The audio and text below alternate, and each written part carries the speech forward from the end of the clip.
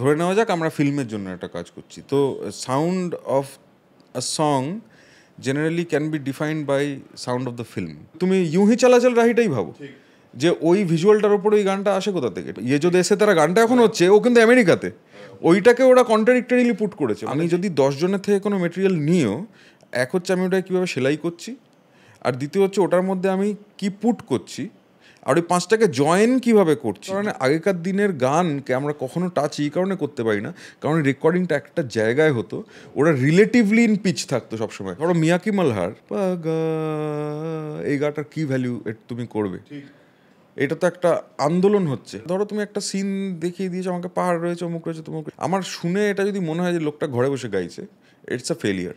যতদিনে আমরা আরডি অবধি পৌঁছেছি ততদিনে ওনার এক্সপোজার আরও বেশি হওয়ার সম্ভাবনাটাও অনেক বেশি ছিল। দারুণ মাইক কিনেছো, দারুণ স্টুডিও বানিয়েছো, দারুণ কম্পিউটার, সব গম গম করছে, দারুণ সিঙ্গার এসছে, দারুণ একটা কম্পোজিশন, দারুণ রেকর্ড করলে, কিন্তু তোমার কেবলটায় নয়েজ এসে গেছে। You are as good as that noise. যে this has to be treated like কারুর একটা কান, not like a microphone.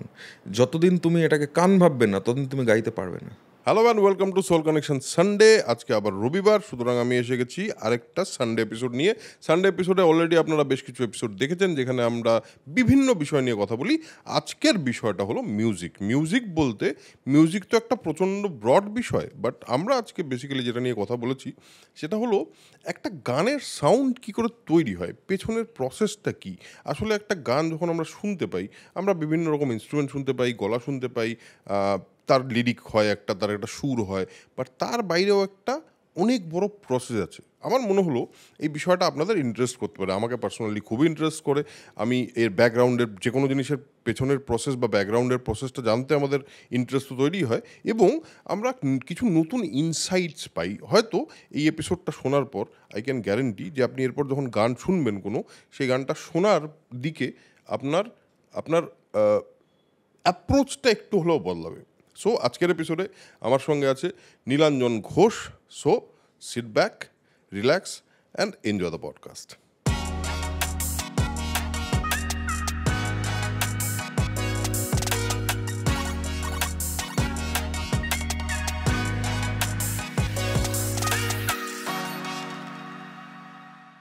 So আমার সঙ্গে আছে নীলাঞ্জন।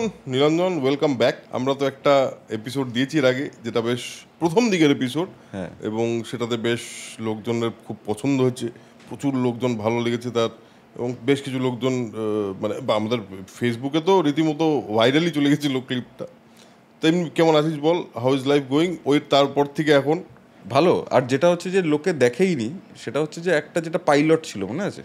হ্যাঁ, পাইলট একটা করেছিলাম আমরা, সেটা করেছিলাম অনেক কিছু নিয়ে। ওইটা তো আমরা মানে অনেক, আমাদের এমনি কথা বলতে গেলে আমাদের তো প্রচুর কথা হয়, পাইলটটাও কিন্তু একটা দারুণ এপিসোড হয়েছিল। সেটা আমরা আগে শুট করেছিলাম, যখন আমরা এই সোল কানেকশন পডকাস্ট জাস্ট শুরু করবো বলে ভাবছিলাম। বোধহয় ওয়ান অফ দ্য মানে প্রথম দিকের 2-3টে এপিসোডের মধ্যে একটা। Right right right. তো হাউ ইজ লাইফ, কিরম চলছে? সব ভালো, সুন্দর চলছে। পুজোর আগে তো প্রচুর মিউজিকের চাপ থাকে। হ্যাঁ, একটু এইবারে অবশ্য অতটা কিছু হয়নি, মানে নট নেসেসারিলি, মানে প্রত্যেক বছর না পুজোতে অত অত গান অ্যাড ওগুলো আমি অ্যাটলিস্ট করি না, কিন্তু একটা দুটো তো থাকে। তার মধ্যে এই বছরে কিছু ইন্টারেস্টিং কাজ ছিল যেটা একটু লম্বা সময় নিয়েছে, তো সেইগুলোর মধ্যে দিয়ে, বাট মানে এমনি ভালোই আর কি। সো আজকে আমরা বেসিক্যালি আমরা এর আগে যে এপিসোডটা করেছি, আপনারা লিঙ্ক কমেন্টে থাকবে, দেখে আসতে পারেন। সেখানে আমরা ওভারঅল মিউজিক নিয়ে কথা বলেছিলাম, মিউজিকের ইম্পর্টেন্স নিয়ে কথা বলেছিলাম, মিউজিক কী করে মানুষের জীবনে কীভাবে জড়িয়ে যায় বা জড়িয়ে থাকে সেই নিয়ে কথা বলেছি, বিভিন্ন ধরনের মিউজিক নিয়ে কথা বলেছি, তোর মিউজিক্যাল ইনফ্লুয়েন্স নিয়ে কথা বলেছি, সেটা তো হয়ে গেছে। আজকে আমার মনে হলো লেটস, সবাই তো মিউজিক শোনে, দর্শকরা তো মিউজিক শোনে, বাট এই যে পেছনের প্রসেসটা, এই প্রসেসটা সম্পর্কে জানার ইন্টারেস্ট লোকজনের থাকে। Right right. তো আমার যেটা মনে হলো যে, ধর সাউন্ড যে ক্রিয়েট হয়, এই যে বলে যে লোকে ডিফারেন্ট সাউন্ড, একটা অন্যরকম সাউন্ড পাওয়া যায়, এবং প্রত্যেকের নিজস্ব একটা সিগনেচার সাউন্ড তৈরি হয়। প্রত্যেকের গান শুনলে বোঝা যায়, ধর এআর রহমানের গান শুনলে একটা পয়েন্টে যদি কেউ বুঝতে পারে, বোঝা যায় এটা এআর রহমানের music. What is sound of a song? What is sound of a song? আচ্ছা, এটা তো একটা ফ্যাক্টরের উপর প্রথম কথা ডিপেন্ড করে না। প্রথমে সোজা জিনিসটা দিয়ে শুরু করি, কারণ ফাট করে তুমি একটা বোম মেরে দিয়েছো। যেটা আসছে ওটা বলতে বলতে বাকিটা মাথাতেও ভাববো। যে ধরে নেওয়া যাক আমরা ফিল্মের জন্য একটা কাজ করছি, তো sound of a song generally can be defined by sound of the film, মানে উইচ ইজ ফিল্মটার ছবিটা। প্রাথমিকভাবে সেটা একটা আরবান ফিল্ম হচ্ছে না রুরাল ফিল্ম হচ্ছে, এটা অনেকটা ডিসাইড করে দিতে পারে।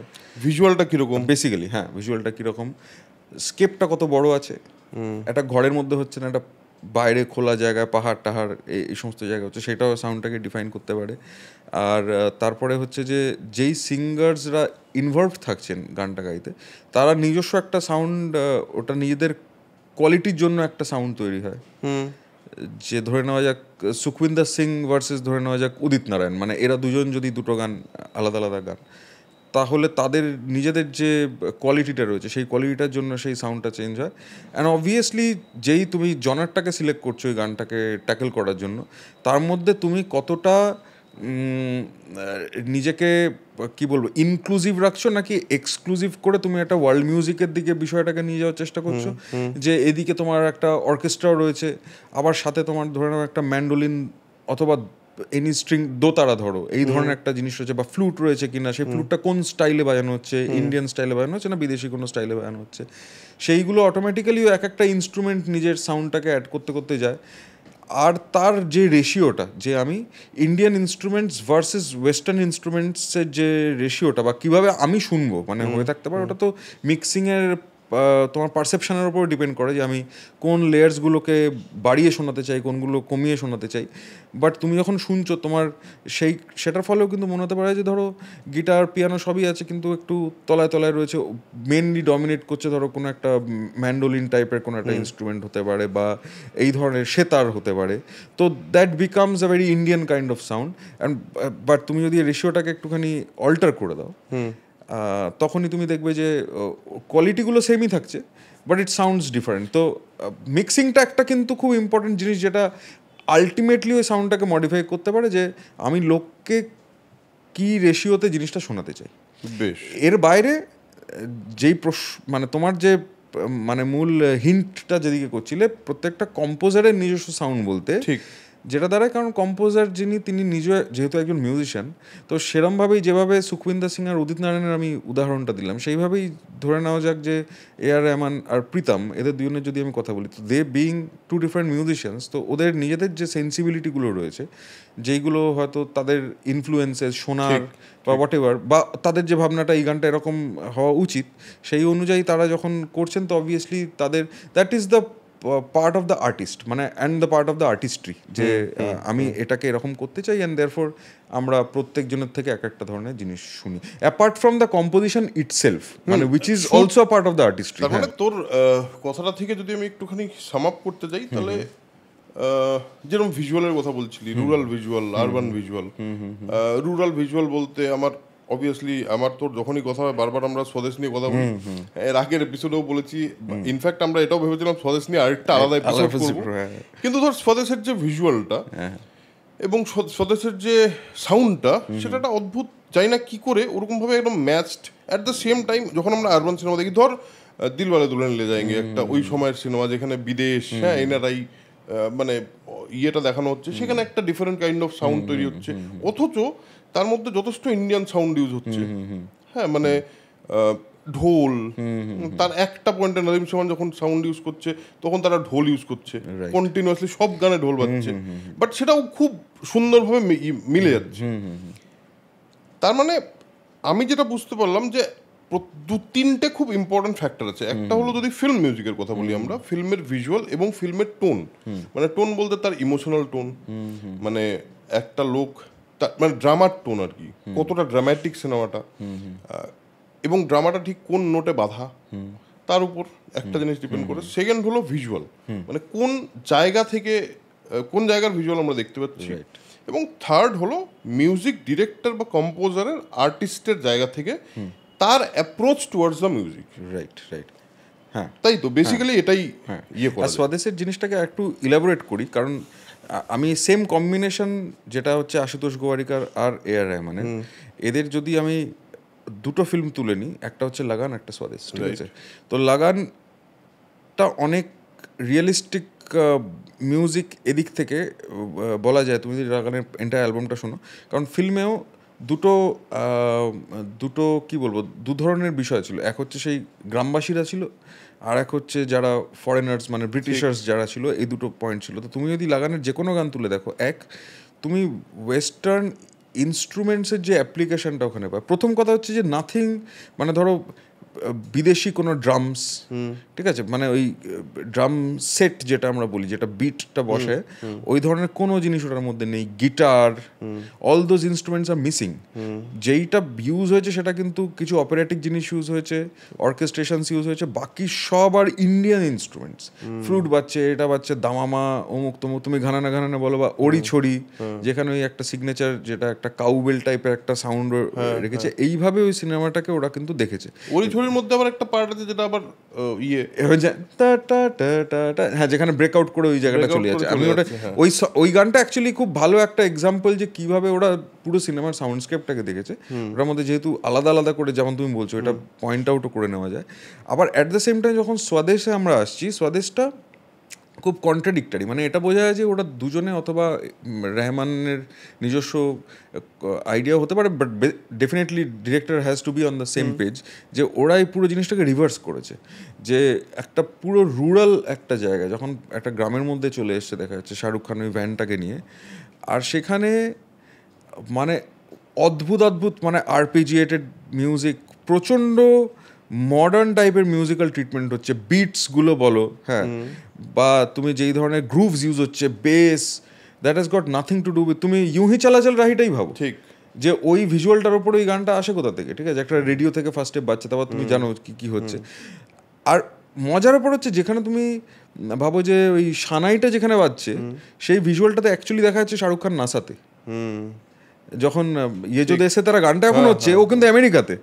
ওইটাকে ওরা কন্ট্রাডিক্টরিলি পুট করেছে, মানে যেই গানটা যেটা অ্যাকচুয়ালি শুরুর থেকে সবচেয়ে বেশি ইন্ডিয়ান, সেই গানটা তখন হচ্ছে যখন আমেরিকাতে, আর যেই যখন ও ইন্ডিয়ার মধ্যে রয়েছে তখন সেই ধরনের গান হচ্ছে যেই গানগুলো অলমোস্ট নন ইন্ডিয়ান টাইপের সাউন্ড। আমি বলছি না যে মানে গাওয়ার ধরনগুলো হয়তো অন্যরকম থাকবে, কিন্তু এইটা খুব বড় কন্ট্রাডিকশন এই ফিল্মটার। আর যে কারণে আমার মনে হয় যে ইটস আ মাইলস্টোন, মানে ফিল্ম মিউজিকের পয়েন্ট অফ ভিউ থেকে, যেভাবে ওটা ব্যাকগ্রাউন্ড মিউজিক করা বা গানগুলোর জন্য ওটা এত সুন্দর করা। একটা রামলীলার গান ছিল, ওটা মানে taking that out of the question, কারণ ওটা একটা সিচুয়েশনের উপর বেস করে একটা পল পল হে ভারী এই গানটা ছিল, যেটা তো রামলীলাটার মধ্যে ঘটনাটা ঘটছে, তো সেইটাও। কিন্তু বাকি সব গান কিন্তু ইয়ে তারা ও তারা কি হোয়াট আ বিউটিফুল সিকোয়েন্স, মানে কল্পনা করা যায় না অত সুন্দর একটা সিকোয়েন্স। আর সেই সিকোয়েন্সে ওইরকম একটা গান। আর তুই যেটা বললি, ও যখন নাসাতে ছিল তখন এটা বাজছে, মানে ওই তা তা তা তা, মানে সিগনেচার, মানে আইকনিক সিগনেচার আমার মনে হয়। এরকম সিগনেচার টিউন খুব বেশি পৃথিবীর খুব কম সিনেমায় আছে। তো এবং যখনও নাসায় আছে তখনই এটা পাচ্ছে, তার কারণ হলো ফিল্মের ডিমান্ডটা হলো সেই সময় ওকে ওই রুটটার কথা মনে করাতে হবে, এবং সেটা খুবই সিগনিফিকেন্ট ইউজেজের। একদম একদম। একটা কথা বল, তুই এজ এ কম্পোজার, যখন একটা গান তোর কাছে একটা সিচুয়েশন আসলো, যেরকম আমরা অলরেডি বেশ কিছু একটা নেক্সট সিনেমায় আমরা অনেকগুলো গান নিয়েও আসবো, সেটা আমরা যখন করা শুরু করি, বা তুই আমার সঙ্গে যখন কাজ করেছিস অ্যাজ এ মিউজিক ডিরেক্টর বা অ্যাজ এ কম্পোজার, তোকে যখন আমি প্রথম বলি যে ধর এরকম একটা সিচুয়েশন আছে নিরঞ্জন, এরকম একটা গান করতে, এই সিচুয়েশন, একটা ছেলের একটা মেয়ের প্রেম হচ্ছে, তার একটা গান লাগবে, তুই তোর প্রসেসটা কি, তুই how do you approach this situation? আচ্ছা, এইটা দিয়ে হয়তো এক্সপ্লেন করতে একটু সুবিধা হবে কোন পয়েন্টটা, সেটা হচ্ছে যে ধরে নেওয়া যাক, মানে আমার কাছে একটা ইনিশিয়াল একটা সিলেকশন থাকে, মানে কীরকম, মানে প্রথমে এটা বলে নেওয়া দরকার যে আমার ব্রেনটা না একটুখানি কম্পার্টমেন্টালাইজ টাইপের ব্রেন, মানে ওটাকে আমি ওইভাবেই একটু ট্রেনও করেছি। আই ক্যান মানে রিমেম্বার লট মেনি থিংস, ঠিক আছে? আর ডিপেন্ডিং অন দ্য সিচুয়েশন আমি ওটাকে ব্রিং আউট করতে পারি, টেকিং আদার থিংস অ্যাসাইড। মানে ধরো 1000 মিউজিক আমি শুনেছি, ওটা কোথাও আমি স্টোর করতে পারি, আর তুমি যখন একটা মিউজিক আমাকে লিঙ্ক দেবে, আমি ওটাকে টাক করে ব্রিং আউট করতে পারি, বাকি সব জিনিস সরিয়ে দিয়ে। হ্যাঁ, তো ওইটা ওইটাতে আমি একটুখানি নিজেকে ট্রেন করেছি, কিছুটা হয়তো ছিল। তো ফলত যখন তুমি ধরো আমাকে একটা কোনো স্টোরি বলছো, আমি প্রথম যেটা করি সেটা হচ্ছে যে আমি সিমিলার যে জিনিসগুলো পৃথিবীতে দেখেছি আর তার উপর যে গানগুলো হয়েছে সেইগুলো আমার ব্রেনে অটোমেটিক চলে আসে। আর আমি যেটা আউট অফ কনটেক্সট যে জিনিসগুলোকে প্রথমেই সাইড করে দিতে পারি, মানে মাথার ভিতরেই। হ্যাঁ, তো আই এম লেফট উইথ ধরো 4-5 অপশন। ধরো তুমি আমাকে বললে যে এই যে যেমন ধরো তুমি বললে এটা ক্ষেতের মধ্যে এই গানটা হচ্ছে, এই সেটা একটা মডার্ন ওয়েতে ধরো ডিডিএল যের একটা পোর্শন, ওরকম একটা সিচুয়েশন তুমি আমাকে বললে, তা ওটা আমি আরও কোন 3-4 জায়গায় দেখেছি, আর সেই 3-4 জায়গায় কী কী সাউন্ড ছিল ওই সাউন্ডটাকে আমি রিকল করি। ফার্স্টে রিকল করার পর আমি প্রথমে এটা মনে করি যে এই 3-4টের মধ্যে কোন সাউন্ডটা আমার পছন্দ হয়নি in context of the film or context of the video সিচুয়েশনটা, যে এইখানে এটা শুনেছিলাম, এটা ভালো লাগেনি, এটাকে। তো যদি মনে হয় 4টেই আমার উপযুক্ত, আমার এইখানে দ্য মিউজিশিয়ান মি কামস, ঠিক আছে, যে আমার তখন আমাকে এটা ভাবতে হবে যে আমার এই 4টের মধ্যে কোনোটাই ভালো লাগেনি। আর তখন হয়তো আমি ভেবে রেখেছিলাম যে এই সিচুয়েশনটা আমার কাছে থাকলে আমার কি করা উচিত। That thought also resides within me কোথাও, ঠিক আছে। তার মানে তুই যখন দেখিস কিছু বা যখন তুই শুনিস কিছু, তার মানে তোর একটা প্রসেসর চলে যে এটা আমার ভালো লাগছে কিনা, বা ভালো লাগলে কেন ভালো লাগছে, আর না ভালো লাগলে আমি এখানে কি দেখতে চাই বা কি শুনতে চাই। রাইট। তো প্রথমেই ওই জন্য কিছু জিনিস আমি, মানে আমার প্রসেসটা এলিমিনেশন থেকে শুরু হয়, ঠিক আছে। আমি কি করব না। অনেক সময় হয় যে সব বাদ পড়ে গেল, কিছুই রইলো না। আর which is a good point to start with, because then I can start from scratch R try to get something new, ঠিক আছে। বা ধরো এখন যেহেতু আমরা স্বদেশের কথা এতক্ষণ ধরে বলছিলাম, তুমি যদি আমাকে এরকম শাহরুখ খানের একটা সিমিলার সিকোয়েন্স এরকম একটা দিয়ে দাও যে বিদেশ থেকে কেউ দেশকে মিস করছে, আমার প্রথমেই যেমন স্বদেশের সিনটা ফ্ল্যাশ করবে।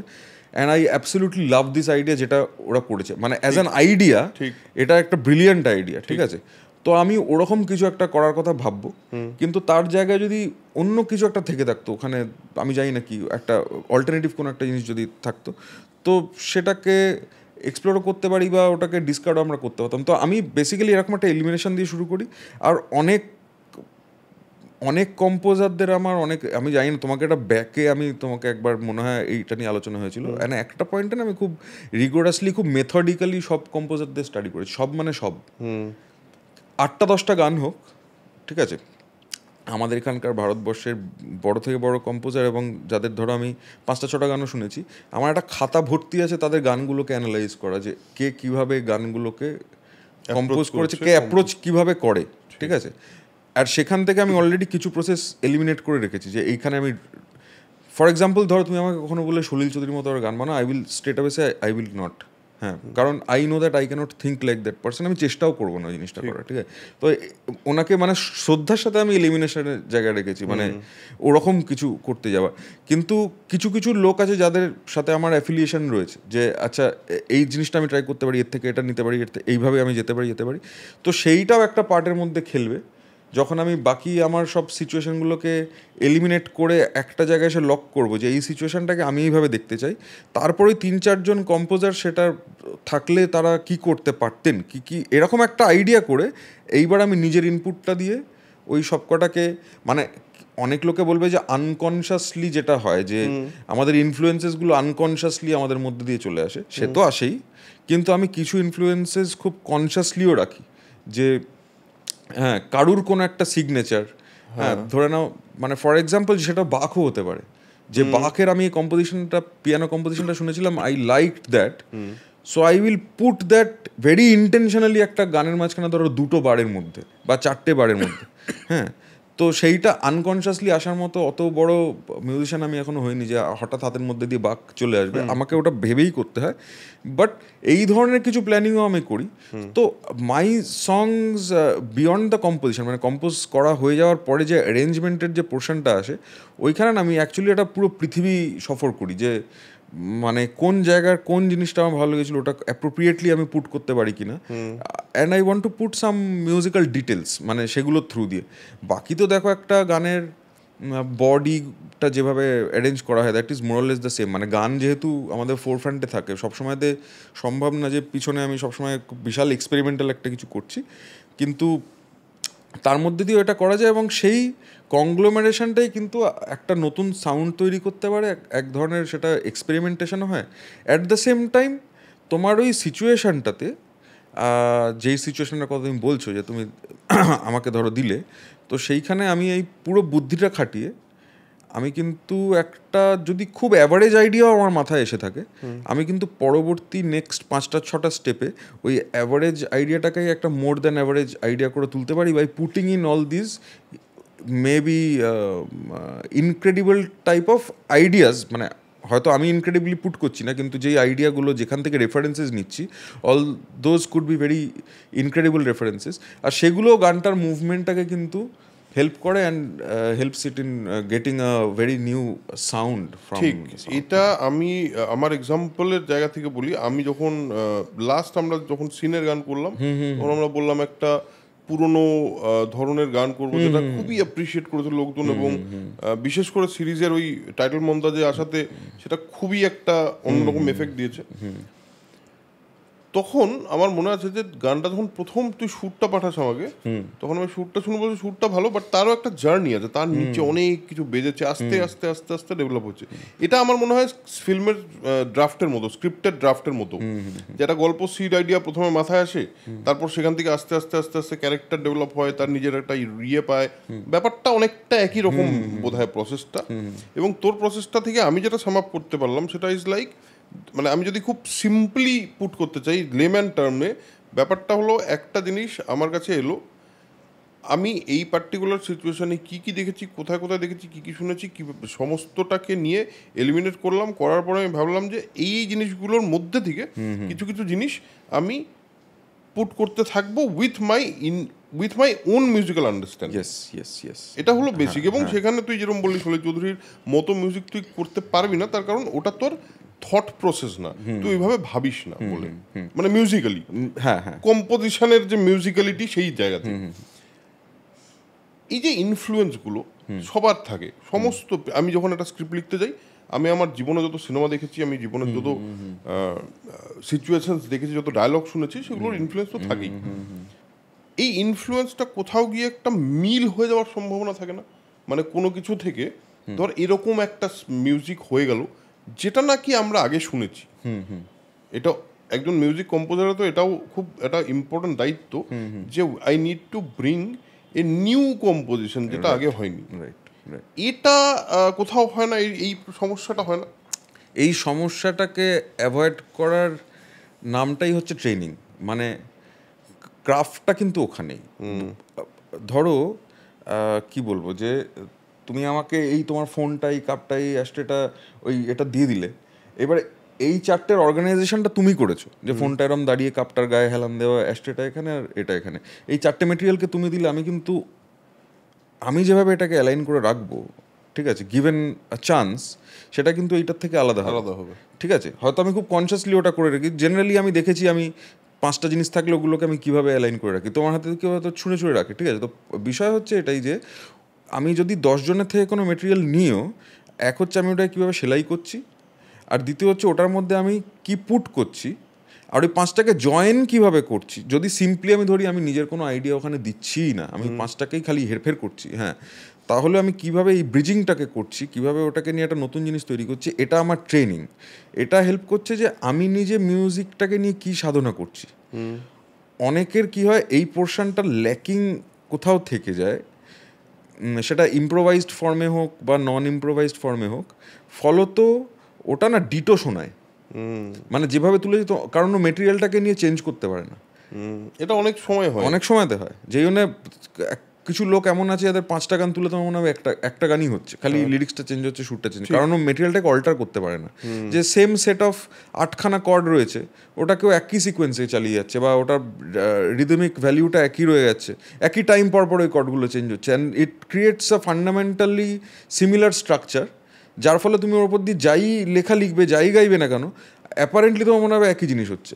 তো এইটাকে অল্টার করার নামটাই ট্রেনিং, যে তুমি একটা, কারণ মেটেরিয়াল তো সেমই, তোমাকে যে কোনো লোকই বলবে সা থেকে সা অব্দি 7টাই সুর রয়েছে, এটাকে তুমি অল্টার করতে কিভাবে হয় এটা জানতেই মানুষের পুরো জীবনটা কেটে যায়। সেটা কেউ রাগের মাধ্যমে জানে, কেউ অন্য কিছুর মাধ্যমে জানে, কিন্তু ওই চর্চাটা থাকলে তোমার সারাক্ষণ তোমার ব্রেনটা এটা চলতে থাকবে। ওই কম্পোনেন্টগুলোকে তখন আমি আলাদাভাবে কিন্তু প্রসেস করছি। আমি কিন্তু সলিল চৌধুরীর একটা গান থেকে যে ইনফ্লুয়েন্স হচ্ছে না তা নয়, কিন্তু আমি আমার প্রসেসিংটা অন্যরকম হচ্ছে, ওই ইনফরমেশনটাকে আমি কীভাবে নিয়ে আউটপুট করব এই জিনিসটা আমার আলাদা হচ্ছে। আবার আরেকজন যে ওটাকে মর্ফ করতে পারছে না, সে ওটাকে ডিটো চেপে দিচ্ছে, তখন আরও তুমি ক্লিয়ারলি বুঝতে পারছো যে এটা এখান থেকে নেওয়া হয়েছে। ঠিক আছে, তো সেইটাই তফাৎটা আমার মনে হয় তৈরি। হ্যাঁ, এবং সমস্ত কম্পোজারই কোথাও না কোথাও কোনো না কোনো কম্পোজার থেকে ইনফ্লুয়েন্স, অফকোর্স, মানে তা না, মানে মিউজিক থেকে তো ইনফ্লুয়েন্সটি সারা পৃথিবীর মিউজিক সে শুনেছে। যদি কারো, ধর আমার ক্ষেত্রে আমি যদি বলি সিনেমার ক্ষেত্রে, রাইটিংয়ের ক্ষেত্রে আমার প্রধান কারণ কি আমি লিখি, তার কারণ আমার প্রচণ্ড ভালো লাগে, আমার সিনেমার প্রতি প্রচণ্ড ভালোবাসা আছে। মিউজিক যারা, তোর মিউজিকের প্রতি ভালোবাসা আছে, সেই কারণে তুই মিউজিকটা করিস। পুরো যা যা আমরা শুনেছি, আমি যত সিনেমা দেখেছি সেটা যেমন আমার মাথায় আছে, তো সেরকম তো সব কম্পোজারের নিজস্ব একটা ইনফ্লুয়েন্স থাকে। একটা জিনিস আমার মনে হয় নীলাঞ্জন, এটা আমার সবসময়, আমি অনেকের সঙ্গেই কথা বলি, যে এই সারা পৃথিবীতে এই মুহূর্তে আমরা কথা বলছি, যেই মুহূর্তে আমরা কথা বলছি সেই মুহূর্তে অন্ততপক্ষে যদি খুব ভুল না করি 50,000 নতুন কম্পোজিশন তৈরি হচ্ছে বিভিন্ন জায়গায়, অফকোর্স। মানে যদি আমি খুব একটা র্যান্ডম নাম্বার বললাম, যেটা যখন রিলিজ হবে তখন হয়তো 1 লাখ নতুন কম্পোজিশন তৈরি হচ্ছে পার্টিকুলার ইন দ্যাট মোমেন্ট। এই 12টা সুর টেকনিক্যালি কি করে এত নতুন কম্পোজিশন তৈরি হয় প্রতি মুহূর্তে? এই 12টাই তো নোট। যদি পারমুটেশন কম্বিনেশনের হিসাব করা যায়, যদি ম্যাথামেটিক্সের হিসাব করা যায়, তাহলে তো সেটা পসিবল না। তাও কি করে এটা হচ্ছে, মানে what do you think about this? আচ্ছা, এইটা উত্তর দিতে গেলে আমরা যেখানে থাকি, মানে ভারতবর্ষের এইটাকে নিয়ে ডিল করাটা একদিকে কঠিন, একদিকে সোজা। কঠিন এই কারণে, কারণ এমন কিছু নেই যেটা হয়নি। কারেক্ট। ইন্ডিয়ান মিউজিকের পয়েন্ট অফ ভিউ থেকে তুমি যদি অ্যাপারেন্টলি একটা লাস্ট ধরো 25-30 বছরের মেটেরিয়াল যদি তোমার কাছে কেউ সাজিয়ে দেয়, প্রত্যেকটা গান প্রত্যেকটা রিজনের ভারতবর্ষে, তুমি দেখবে যে এরপরে কি করা বাকি আছে। ঠিক, হোয়াট ক্যান আই ডু? ঠিক আছে। অন্য মজার ব্যাপারটা হচ্ছে, যেটা প্রবাবলি আগের ইয়েটাতে আমরা আলোচনা করেছিলাম, একটা ফ্লোয়িং রিভার আমাদের দেশের কালচারের মধ্যে দিয়ে যাচ্ছে, যেটার নাম কিন্তু হচ্ছে শাস্ত্রীয় সঙ্গীত। তো শাস্ত্রীয় সঙ্গীতটা আমাদেরকে কী দেয়? এই যে এত হাজার রাগ, অথবা তুমি ধরে নাও 10টাই রাগ তোমার কনভিনিয়েন্সের জন্য, ঠিক আছে, এই 10টা রাগ এর মধ্যে খুব কাছাকাছি, মানে কি বলতো, তুমি না খুব সুইফটলি একটা রাগ থেকে একটা রাগের মধ্যে তুমি যেতে পারো, যদি তুমি ধরো সিমিলার নোটস নিয়ে ডিল করছে সেই রাগগুলো। কোথাও একটা নোট অ্যাড হয়ে যাচ্ছে, মাইনাস হয়ে যাচ্ছে, এটসেট্রা এটসেট্রা। মানে তুমি বিলাবল দিয়ে শুরু করলে, এবার তুমি সেটার মধ্যে বেহাগ কী করে চলে গেলে, কী করে তুমি খামার চলে গেলে, ইয়ামান কী করে চলে গেলে, নান্দ কী করে চলে গেলে, তুমি একটু একটু ভ্যারি করতে করতে আস্তে আস্তে ইউ ক্যান মুভ। মানে শর্ট অফ ধরো না, তুমি একটা রাগমালা করছো উইথ জেনারেলি হ্যাভিং একটা গ্রুপ অফ সিমিলার নোটস। রাগ অনুযায়ী হয়তো একটা দুটো নোট অ্যাড হচ্ছে, বেরিয়ে যাচ্ছে, বা অল্টার হচ্ছে, হয়তো শুদ্ধ নিটা কোমলনি হয়ে যাচ্ছে, বা ধরো দুটো মধ্যম এসে যাচ্ছে। হ্যাঁ, 1 মিনিট, এটা আরেকটুখানি যারা যারা রাগ সঙ্গীত সম্পর্কে খুব বেশি ফ্যামিলিয়ার না, তাদের তাদের জন্য একটুখানি এইটা আমরা বলে দিই যে হাউ এ রাগ ইজ ফর্ম, তারপর আমরা এই আলোচনাটা আবার ব্যাক করি। হ্যাঁ, রাগটা ফর্ম হচ্ছে, মানে রাগটা বেসিক্যালি বলা যায় হচ্ছে, রাগ হচ্ছে একটা ভাবনা। আমার মতে এখন যেটা মনে হয়েছে, এটা একটা ভাবনা, এটা একটা চলন। আর ধরো সা রে গা পা দা সা দা পা গা রে সা, এইটাকে পুরো পৃথিবীতে মেজর পেন্টাটনিক স্কেল বলে। সা রে গা পা দা সা, 5টা নোট রয়েছে, সা রে গা পা ধা, কাজেই পেন্টাটনিক। ঠিক আছে, এই স্কেলটা তুমি মানে পাহাড়ে গেলে এটার ফোকের একরকম দেখবে, চাইনিজ মিউজিকে সারাক্ষণ বাজে তিং তি তি তিং তিং তিং টি টি তি তিং, এইটাই বাজে। ঠিক আছে, আর তুমি পৃথিবীতে এই স্কেলটা সবচেয়ে পপুলার স্কেল। আমাদের দেশে যখন এটা ব্যবহার হয়, এই স্কেলটাকে নিয়ে যেই ভাবনাটা ভাবা রয়েছে শাস্ত্রীয় সঙ্গীতের মধ্যে, সেটা হচ্ছে এটাকে একটা ইলাবোরেট করা হয়েছে, এটার একটা রুট দেওয়া হয়েছে, যে এই নোটটা থেকে এই নোটটা তুমি দা দা রা রা রে দা রে দা দা রা ডা রা এটসেট্রা এটসেট্রা। তো তোমাকে একটা ফরমেশন করে দেওয়া হয়েছে একটা বা মাল্টিপল রুট দিয়ে, যে এই 5টা নোটকে নিয়ে তুমি কীভাবে 1 ঘন্টা ধরে চলতে পারো। তো ফলতে কি হচ্ছে, যে মানে আমি এখন যেটা করেছি ওটা তো একটু ফল্টি, মানে কারণ আমি আউট অফ কনটেক্সট জিনিসটা করেছি, এখানে কোনো সাইড রেফারেন্স নেই কিছু একটা, বাট জাস্ট দেখানোর জন্য যে আমি একটা নোটে কতক্ষণ দাঁড়াতে পারি, ওটাকে সবসময় একটা চঞ্চল প্রকৃতির মধ্যে না রেখে ওটাকে নিয়ে আমি একটা ধৈর্যের সাথেও চলতে পারি, বা কোন নোটটার পর কোন নোটটা আসবে এটার যদি বিভিন্ন রাস্তা আমাকে দেখানো থাকে, তো তখন কি হয়ে যায় যে আমার কাছে 1 ঘন্টা চলার মতো একটা ধরো পরিস্থিতি তৈরি হলো। এবারে 5টাই নোট, কিন্তু আমাকে অনেক ধরনের তার মধ্যে নিয়মাবলী, অনেক ধরনের রুট দেখানো আছে যেভাবে নিয়ে ওটাকে কিন্তু আমি এগোতে পারবো, মানে which is how to improvise, ঠিক আছে?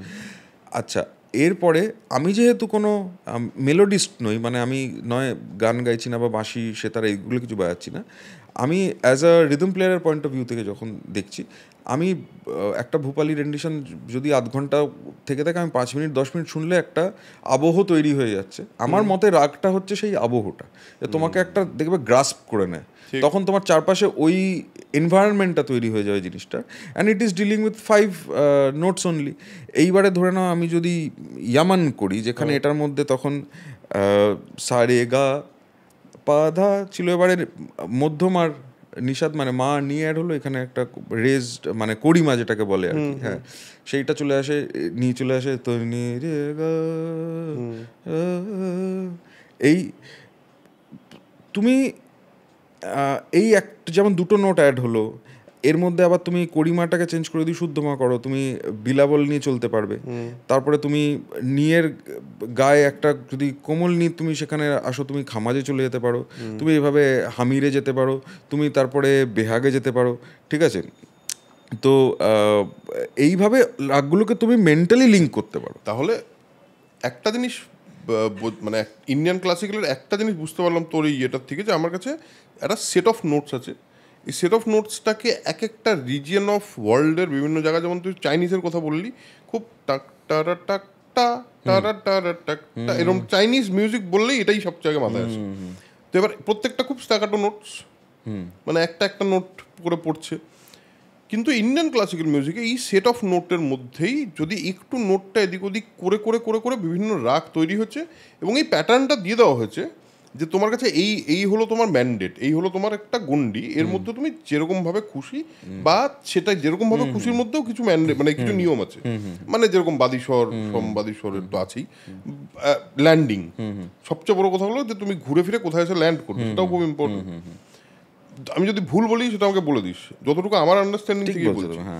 এবার এর মধ্যে একটা খুব ইম্পর্টেন্ট জিনিস আছে বলে আমার মনে হয়, what do you think about it, যে এই যে চলনটা, এই চলনের মধ্যে তো সা থেকে পা অবধি যাবে কেউ, এবার চলনের মধ্যে তো সায়ের থেকে পায়ের মধ্যে ধর সা থেকে পা গেল, এবার এর মধ্যে তো প্রচুর নোটস আছে, ছোট ছোট মাইক্রো নোটস, তো সেখানে তো তার মানে 12টা নোট থাকলো না, থাকলো না, কিন্তু ওটা তো ধরো ইমনের কথাই যেহেতু বলছিলাম, ধরো সা নে মা, এই যদি আমি করি, রাইট, তো এইটা আমি নি থেকে মা অবধি চলে গেলাম, তো I am in the middle, I am touching the essential notes, যেটা এই রাগটার মধ্যে অলরেডি রয়েছে। তবে এই পুরো উত্তরটা দেওয়ার আগে আমি একটু মানে তোমার যে আগের প্রশ্নটা আমি কমপ্লিটলি উত্তরটা দিইনি, সেটা না দিলে আবার কি হবে যে ওটা অর্ধেক থেকে যাবে, আধখাচা রয়ে যাবে, যে যিনি ক্লাসিক্যাল মিউজিশিয়ান তার জন্য এই রুলটা যতটা ভ্যালিড, যে এই রাগটা আমি আজকে করতে বসছি 1 ঘন্টা, আমি গাইবো 1.5 ঘন্টা গাইবো বা বাজাবো হোয়াটএভার, আমাকে ইমনটা যদি ইমন হতে হয় আমাকে, কারণ ওখানে কিছু লোক থাকবেন যারা গুণীজন, তারা কিন্তু মানে ওটা ব্রিচ অফ রাগও হয়ে যেতে পারে যদি তুমি ওই চলনটার বাইরে গিয়ে চলো। কিন্তু আমি অ্যাজ আ মানে মডার্ন কম্পোজার যখন কাজ করছি, তখন কিন্তু এটা একটা টুল আমার জন্য, আমার কোনো দায়বদ্ধতা নেই রাগটাকে মেনটেন করার। এক হচ্ছে ওটাকে আমি স্কেল হিসাবেই দেখতে পারি, যে কোনো চলন টলন আমি নিলাম না, কিন্তু বিইং অ্যান ইন্ডিয়ান এটা আমার ফেসিলিটি, যেটা আমি তোমার শুরুতে বলছিলাম, যে আমার কাছে যখন আমি একটা মেজর স্কেল ওরিয়েন্টেড একটা গান যখন কম্পোজ করতে বসছি, মেজর স্কেলটা কি আমি জানি, পাশাপাশি আমার মাথায় 8টা-10টা রাগের ছবিও আছে যেগুলো এই স্কেলটার আশপাশ দিয়ে যাচ্ছে। তো অ্যাট এনি গিভেন পয়েন্ট আমি ইমন দিয়ে শুরু করতে পারি, but I can end in Behag, and it will all be in the major scale, ঠিক আছে? অ্যান্ড ওটা আমার ভ্যারিয়েশনটা এনে দেয়, আমার জন্য এইটা utility. And as far as তোমার এই নতুন প্রশ্নটা যেটা সেটা হচ্ছে যে এই মিডটার ফলে কি হচ্ছে, এই মিডটার মধ্যে কিছু মাইক্রোটোনসও যাচ্ছে, মানে ইটস আ স্লাইড, যেটা তুমি একটা ভায়োলিনে যদি দেখো বা একটা সারেঙ্গিতে নিমা, এটা একটা স্লাইড করবে, so it is touching all the notes. কিন্তু যেহেতু অলরেডি আবার বলছি রাগের বাতাবরণটা তুমি তৈরি করে দিয়েছিল, এই করে দিয়েছো, এই স্লাইডটার মধ্যে সব করা নোট থাকলেও তোমার ব্রেন কিন্তু আইডেন্টিফাই করে নিচ্ছে ওই স্লাইডটাকে ইন রেফারেন্স অফ তুমি অলরেডি যে অ্যাটমসফিয়ারটা তৈরি করে রেখেছো ওই রাগটা। আর নিমাটা ফার্স্ট ফ্রেজ হবে না, মানে তুমি শুরু তো করে দিয়েছো, তুমি উইদিন 5 মিনিট তুমি দেখবে একটা ক্লাসিক্যাল মিউজিক পারফরমেন্সে তোমার রাগটা পুরো ছবিটা ক্লিয়ার হয়ে যায়, আর তুমি পুরো বুঝতে পারো যে এখন এই শ্যুটটাই চলছে, এই শ্যুটটা। তো উইদিন দ্যাট স্কেপ যখনই তুমি কোনো মিড করছো বা এরকম লম্বা কোনো একটা মানে একটা গ্লিসান্ডই বলে এটাকে ইংরেজিতে, এই ধরনের জিনিস তুমি করছো, এটা ইন পার্সপেক্টিভ চলে আসে বেসিক্যালি, ঠিক আছে? এটাকে আলাদা করে যদি একটা হঠাৎ করে আমি কোনো একটা নিমা বাজাই, ইট মেক্স নো সেন্স, যদি না আমি ইন কনটেক্সট অফ ইমন এটাকে করি, তখন তুমি এটার ভ্যালিউটা অন্য হয়ে যায়। হ্যাঁ, আর এভাবেই তবে এটাও ঠিক নয় যে এটার মধ্যে স্ট্যাকাটো জিনিসপত্র নেই, কারণ আমরা যখন সারগাম শুনি তান পোর্শনটা যখন আসে তখন স্ট্যাকাটো জিনিসই হয়, নট নেসেসারি লেগাটো। কিন্তু লেগাটোটা আমাদের স্পেশালিটি, মানে এই যে মিডটা আর গমক, এই দুটো হচ্ছে আমাদের ইন্ডিয়ান মিউজিকের স্পেশালিটি, যে তুমি সবসময়তে এইটা দিয়ে তুমি ডিফাইন করতে পারো যে which is in contradiction to generally, মানে এইটা আমি একটা ভেবে দেখেছি, যখন একটা ফোক মিউজিক পারফর্ম হচ্ছে লাইভ, তুমি দেখবে মডার্ন একটা ইয়েতে যে একটা সিঙ্গার যিনি তিনি একটা ফোক গানকে করছেন, মডার্ন অ্যারেঞ্জমেন্ট যখন হচ্ছে তার পেছনে একটা ড্রামস থাকছে, বেস, গিটার, কিবোর্ড, হ্যাঁ, এই রকম একটা জিনিস দিয়ে একটা ফোক পারফরমেন্স জেনারেলি হয়।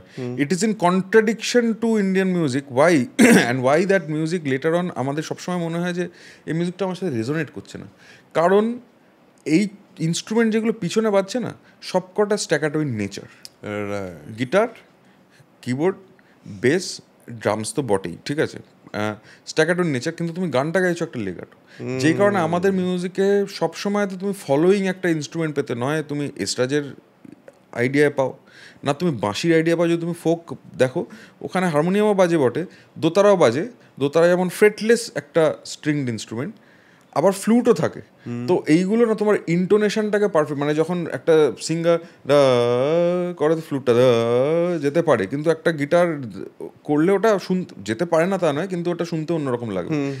তো এটা কিবোর্ড তো যেতে পারে না, কিবোর্ড তো এটা টাতেই যাবে, রাইট, হ্যাঁ রাইট। তো আর কিবোর্ড ইজ নট মানে good replacement for the harmonium, ঠিক। তো এইখানে আমরা অনেক সময় তো ফেল করি, যেই কারণে এইটাও একটা খুব মানে এটা আবার আমাদেরকে একটা আরও আগের তোমার এই প্রশ্নটা নিয়ে যাচ্ছে, যে আমি কিন্তু বেশিরভাগ সময় তো এই ভাবনাটা এখন রাখি, মানে লাস্ট 2-3 ইয়ার্স অর সামথিং, যে ইফ আমি যে গানটা কম্পোজ করছি ওটার মধ্যে ইন্ডিয়ান এলিমেন্টটা যদি বেশি থাকে, মানে মিনিং যে মিডের কাজ রয়েছে, যেটা সব ভারতীয় গানেই থাকে জেনারেলি, হ্যাঁ, একমাত্র যদি তুমি ধরো কেসারিয়া তেরা এই গানটা যদি তুমি ধরে নাও, এটা একটা ইমনের ছোঁয়া আছে গানটার মধ্যে, কিন্তু কোথাও তুমি ওরকম লম্বা একটা লেগাটো পাবে না, লম্বা, হ্যাঁ। কিন্তু যদি তুমি আরেকটু ওটাকে ইন্ডিয়ানাইজ করো এই গানটাকে, হ্যাঁ, তুমি কিন্তু এই গানটাকে একটু স্লো টেম্পোয় নিয়ে এসে খুব সুন্দর খেলিয়েও গাইতে পারো, তখন ইউ উইল সার্টেনলি থিঙ্ক যে আমার সাথে যদি একটা ফ্লুট ধরনের ইনস্ট্রুমেন্ট কিছু থাকে, হ্যাঁ, যে কারণে প্রচুর হিন্দি গানেও আজ অব্দি তুমি দেখবে ফ্লুট এসেনশিয়ালি ইউজ হয়, মানে টিল ডেট, হ্যাঁ, মানে পুরোনো গানেও ছিল, আজও ছিল। It's a very good bridging instrument, যেটা হ্যাজ আ মানে কোয়ালিটি, একটা খুব মডার্ন কোয়ালিটিও আছে ফ্লুটের, অ্যাট দ্য সেম টাইম ওটা তোমাকে ওই টেম্পারটাও দিয়ে দেয়, যে তুমি একটা ফ্লোয়িং একটা টেম্পার তোমাকে দিতে পারে। তাও আমিও এখন লাস্ট 2-3 বছরে এইটাও একটা মাথায় রাখি, যে যদি খুব ইন্ডিয়ান টাইপের শোনায়, মানে নট নেসেসারিলি পুরো ইন্ডিয়ান, বাট যদি ইন্ডিয়ান নেসটা খুব বেশি থাকে ওই গানটার মধ্যে, তাহলে having a little bit of Indian instruments, not for the sake of sound but to justify the voice, এবং ওই মিরের পোর্শনটা ইউজ করা যায় যাতে বেশি, হ্যাঁ, কারণ ওভাবেই জাস্টিফাই হয়, যেটাকে বলে হচ্ছে তোমার ইন্টোনেশন বলে অ্যাকচুয়ালি। যেমন ধরো তুমি, আমরা যদি একটা 30 পিস একটা স্ট্রিং অর্কেস্ট্রা হই, আমি ভায়োলিন বাজাচ্ছি, তুমি আমার পাশাপাশি ভায়োলিন বাজাচ্ছো, আরও 10 জন ভায়োলিন প্লেয়ার রয়েছে, আমরা কি হয়, আমরা একটা দেখি যে এইটা হচ্ছে কিটা এখানে আমরা মিলিয়ে নিলাম, এইবারে কিন্তু আমরা রিলেটিভ ইন্টোনেশনে বাজাই, কারণ সবকটা ইনস্ট্রুমেন্টই ফ্রেটলেস। তো আমার সা রে গা মা বাজাচ্ছি, এখন আমরা পাশাপাশি যেহেতু বসে আছি, আমার রিলেটিভ ইন্টোনেশনে বাজাচ্ছি, এভরিবডি সাউন্ডিং ইন পিচ। যেই মুহূর্তে আমি স্টুডিওতে আলাদা আলাদা টেক করি, রিলেটিভ ইন্টোনেশনটা আউট অফ, কারণ আমি আলাদা দিনে কেউ ভায়োলিন বাজিয়ে গেছে, আলাদা দিনে কেউ গাইছে, যেই কারণে আগেকার দিনের গানকে আমরা কখনো টাচ এই কারণে করতে পারি না, কারণ রেকর্ডিংটা একটা জায়গায় হতো, ওরা রিলেটিভলি ইন পিচ থাকতো সবসময়, ওই জন্য সিঙ্গার আউট অফ পিচ হয়ে যাওয়ার কোনো প্রশ্ন নেই, কারণ সিঙ্গার যদি একটু আউট অফ পিচ হয়, ইমিডিয়েটলি সারেঙ্গিটা যে রয়েছে ওর সাথে ক্যাচ আপ করে নিচ্ছে, তো এভরিথিং বিকামস রিলেটিভলি পিচড এবং everything becomes that sound together. Yes, ওইটা পিচে চলে গেছে, ব্যাপারটা পিচেই থাকবে একদমই। ও এইটা অ্যাকচুয়ালি একটা খুবই বড় কথা বললি, কারণ অনেকেই বলে লাইভ ইনস্ট্রুমেন্ট নিয়ে, বাট এখন তো বেশিরভাগ ক্ষেত্রে এটাই হয়, কেউ এসে সারেঙ্গি বাজিয়ে দিয়ে গেল, পরে এসে সিঙ্গার গাইছে। এটা যেহেতু পুরো সেটআপটার এখন কষ্ট বেশি ইত্যাদি ইত্যাদি, কিন্তু ঠিকই বলছি, যেটা মানে এই যে রিলেটিভ পিচ, এই ব্যাপারটাই খুব চলে গেছে। আর যত তুমি ধরো এই কিবোর্ড বা গিটার ধরনের ইনস্ট্রুমেন্ট নেবে, যেগুলোকে ওরা ডিজিটালি টিউন করে নেয় শুরুতেই, বা কিবোর্ড তো টিউনই থাকে, তো তত কি হচ্ছে, তুমি you are trying hard, the entire set up is set on 440। তো আমাদের গানের যে মেন যে ধর্মটা, যেটা হচ্ছে এই শ্রুতিগুলো, যে সব নোট মানে যখন আমি ধরো পিচিংও করি একটা গান, যখন রেকর্ডিংয়ের শেষে, আমি কিন্তু সব নিয়ের ভ্যালিউ কিন্তু সেম হয় না। কোনো নি ধরো পানি পাক কেউ গেয়েছে, বা ধাসা ধা কেউ গেয়েছে, ওই সাটা টাচ করে এসছে, ওই সাটা কখনো সেন্টারে হয় না, মানে শুটটা তো ধরো তুমি এত বড় করে দেখতে পারো, তো লোকে বলে যে you have to hit the centre, not always, because যখন কিছু টাচ হয় তোমাকে ওই ফিলটা দিয়ে দেয় যে আমি সাটা হয়ে আসলাম, নট নেসেসারিলি মানে ইট ইজ আ পারফেক্ট সা ওই জায়গায় লেগেছে। কিন্তু তুমি মডার্ন মিউজিকের ক্ষেত্রে ওই জন্য পিচিং করে দিতে হয়, মানে বা একটা অটোটিউনার লাগে যে সাটাকে পিচ করে দেয়, because the rest of the things are playing a perfect সা ওভার দেয়ার। রাইট, কারণ এই খুব একটা, আমি যতটুকু বুঝলাম যে ধর একটা সায় টাচ করে গিয়ে কেউ ওই একটা অদ্ভুত ফিলিং দিল, যে ফিলটা আমরা পুরোনো গানে বারবার বলি, পুরোনো গান আমাদের সঙ্গে অনেক বেশি রেজোনেট করে, তার কারণ ওটা ওই পারফেক্ট পিচটা না, যে একদম পারফেক্ট নোট হিট করে করে করে করে আসছে, হবে না। হ্যাঁ, ইনফ্যাক্ট কিছু ধরো রাগও আমি যদি তোমাকে বলি, ধরো মিয়াকি মালহার, হ্যাঁ, তো সা রে পা পা গা মা রে সা পা গা, এই গাটার কি ভ্যালু তুমি করবে, ঠিক, এটা তো একটা আন্দোলন হচ্ছে, রাইট, এটা তো পাগা পাগা, তো এটা তো অসিলেট করছে, ঠিক। এই গাটাকে তুমি রেকর্ডিংয়ের ক্ষেত্রে এখনকার দিনে যদি তুমি পারফেক্টলি পিচড ইনস্ট্রুমেন্টসের সাথে নিয়ে আসো, ওটা কখনো ম্যাচ হবে না, কারণ ওটা যেই ইনস্ট্রুমেন্ট, আমি কিবোর্ড একটা গা বাজিয়ে রেখেছি, তার উপর দিয়ে তুমি গা, এটা তো অসিলেট করবে, it is not a oscillating গা, এটা কোনো একটা পার্টিকুলার নোট নয়, ঠিক আছে? তো এইখানে ওই পারপাসটা ফেল হয়ে যায় মডার্ন রেকর্ডিংয়ের ক্ষেত্রে, ওই জন্য এটাকে অপটিমাইজ করে নেওয়া হয়।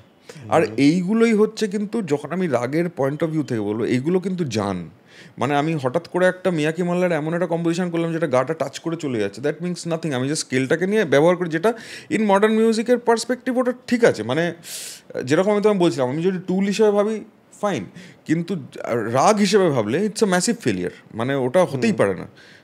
বা নি দা নি সা রে পা রে পা, এইটা হচ্ছে আমি নি ধা নি সা রে পা, এটা নয়, ঠিক, এটাতে ওই ফিলটা নেই যেটাতে আগেরটাতে ফিলটা ছিল, ঠিক। আর ওটা ফলত ওটা রাগটা নয়, আমি এই চলনটা নিয়ে এবার ওই বোকামোটা আমি করবো কি না করবো এটা একটা কল। তো কিছু রাগ এরকম আছে যেগুলো এত গম্ভীর, বা ধরো দরবারি কানাড়া, সেইগুলোকে নিয়ে আজকের দিনে এই ডিজিটাল প্ল্যাটফর্মে, মানে ডিজিটাল যখন রেকর্ডিংটা ডিজিটাল হয়ে গেছে, সেই জায়গায় এইটাকে ব্যবহার করা খুব মুশকিল, বিকজ এভরিথিং ইজ পিচড, আর ওটার মাঝখানে বেচারা যে গাইবে তাকে বেসুরো লাগবেই লাগবে, সেটা ওর দোষ নয়, মানে ওটা ঠিকই গাইছে, ওখানে অতি কোমল গায়ের ব্যবহার হচ্ছে, কোথাও অতি, বুঝেছো, মানে এগুলো থাকে, বা কোমল ধাটাই একটু তীব্র, বা কোমল গাটাই অতি কোমল, এই ধরনের কনসেপ্টও যেহেতু রয়েছে উইচ ডিলস উইথ শ্রুতি।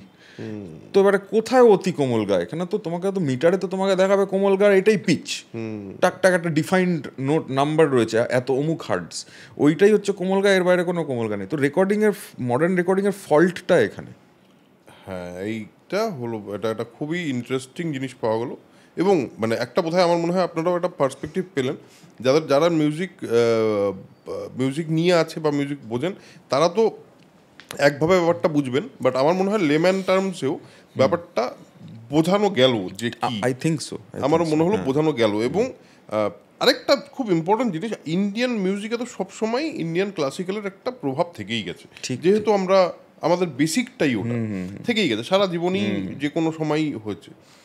বাংলা ফিল্মে, বাংলা মিউজিকে এই মুহূর্তে দাঁড়িয়ে বাংলা মিউজিকের একটা পার্টিকুলার একটা সাউন্ড আছে, এবং মানে সেটা বাংলা মিউজিকে পার্টিকুলার কোনো সাউন্ড নেই বলে আমার মনে হয়, কারণ বিভিন্ন রকম সাউন্ড পাওয়া যাচ্ছে।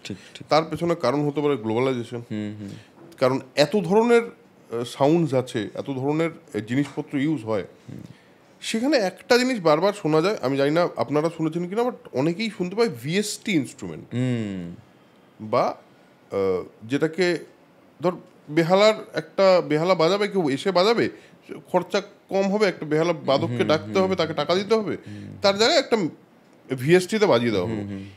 এই ডিফারেন্সটাও কি তুই যেটা বললি সেই ডিফারেন্সটার মতোই? অনেকটাই, যদিও যেই তুমি ভিএসটি ইনস্ট্রুমেন্টের কথা বলছো, প্রথম কথা ভিএসটিটা একটু গ্লোবাল টার্ম, মানে এটার নাম হচ্ছে ভার্চুয়াল স্টুডিও টেকনোলজি। এই টেকনোলজিটা ইটসেলফ যখন আসে, এটাও বলে রাখতে হবে এই টেকনোলজিটা স্টাইনবার্গের বানানো একটা টেকনোলজি ইন দ্য 90s।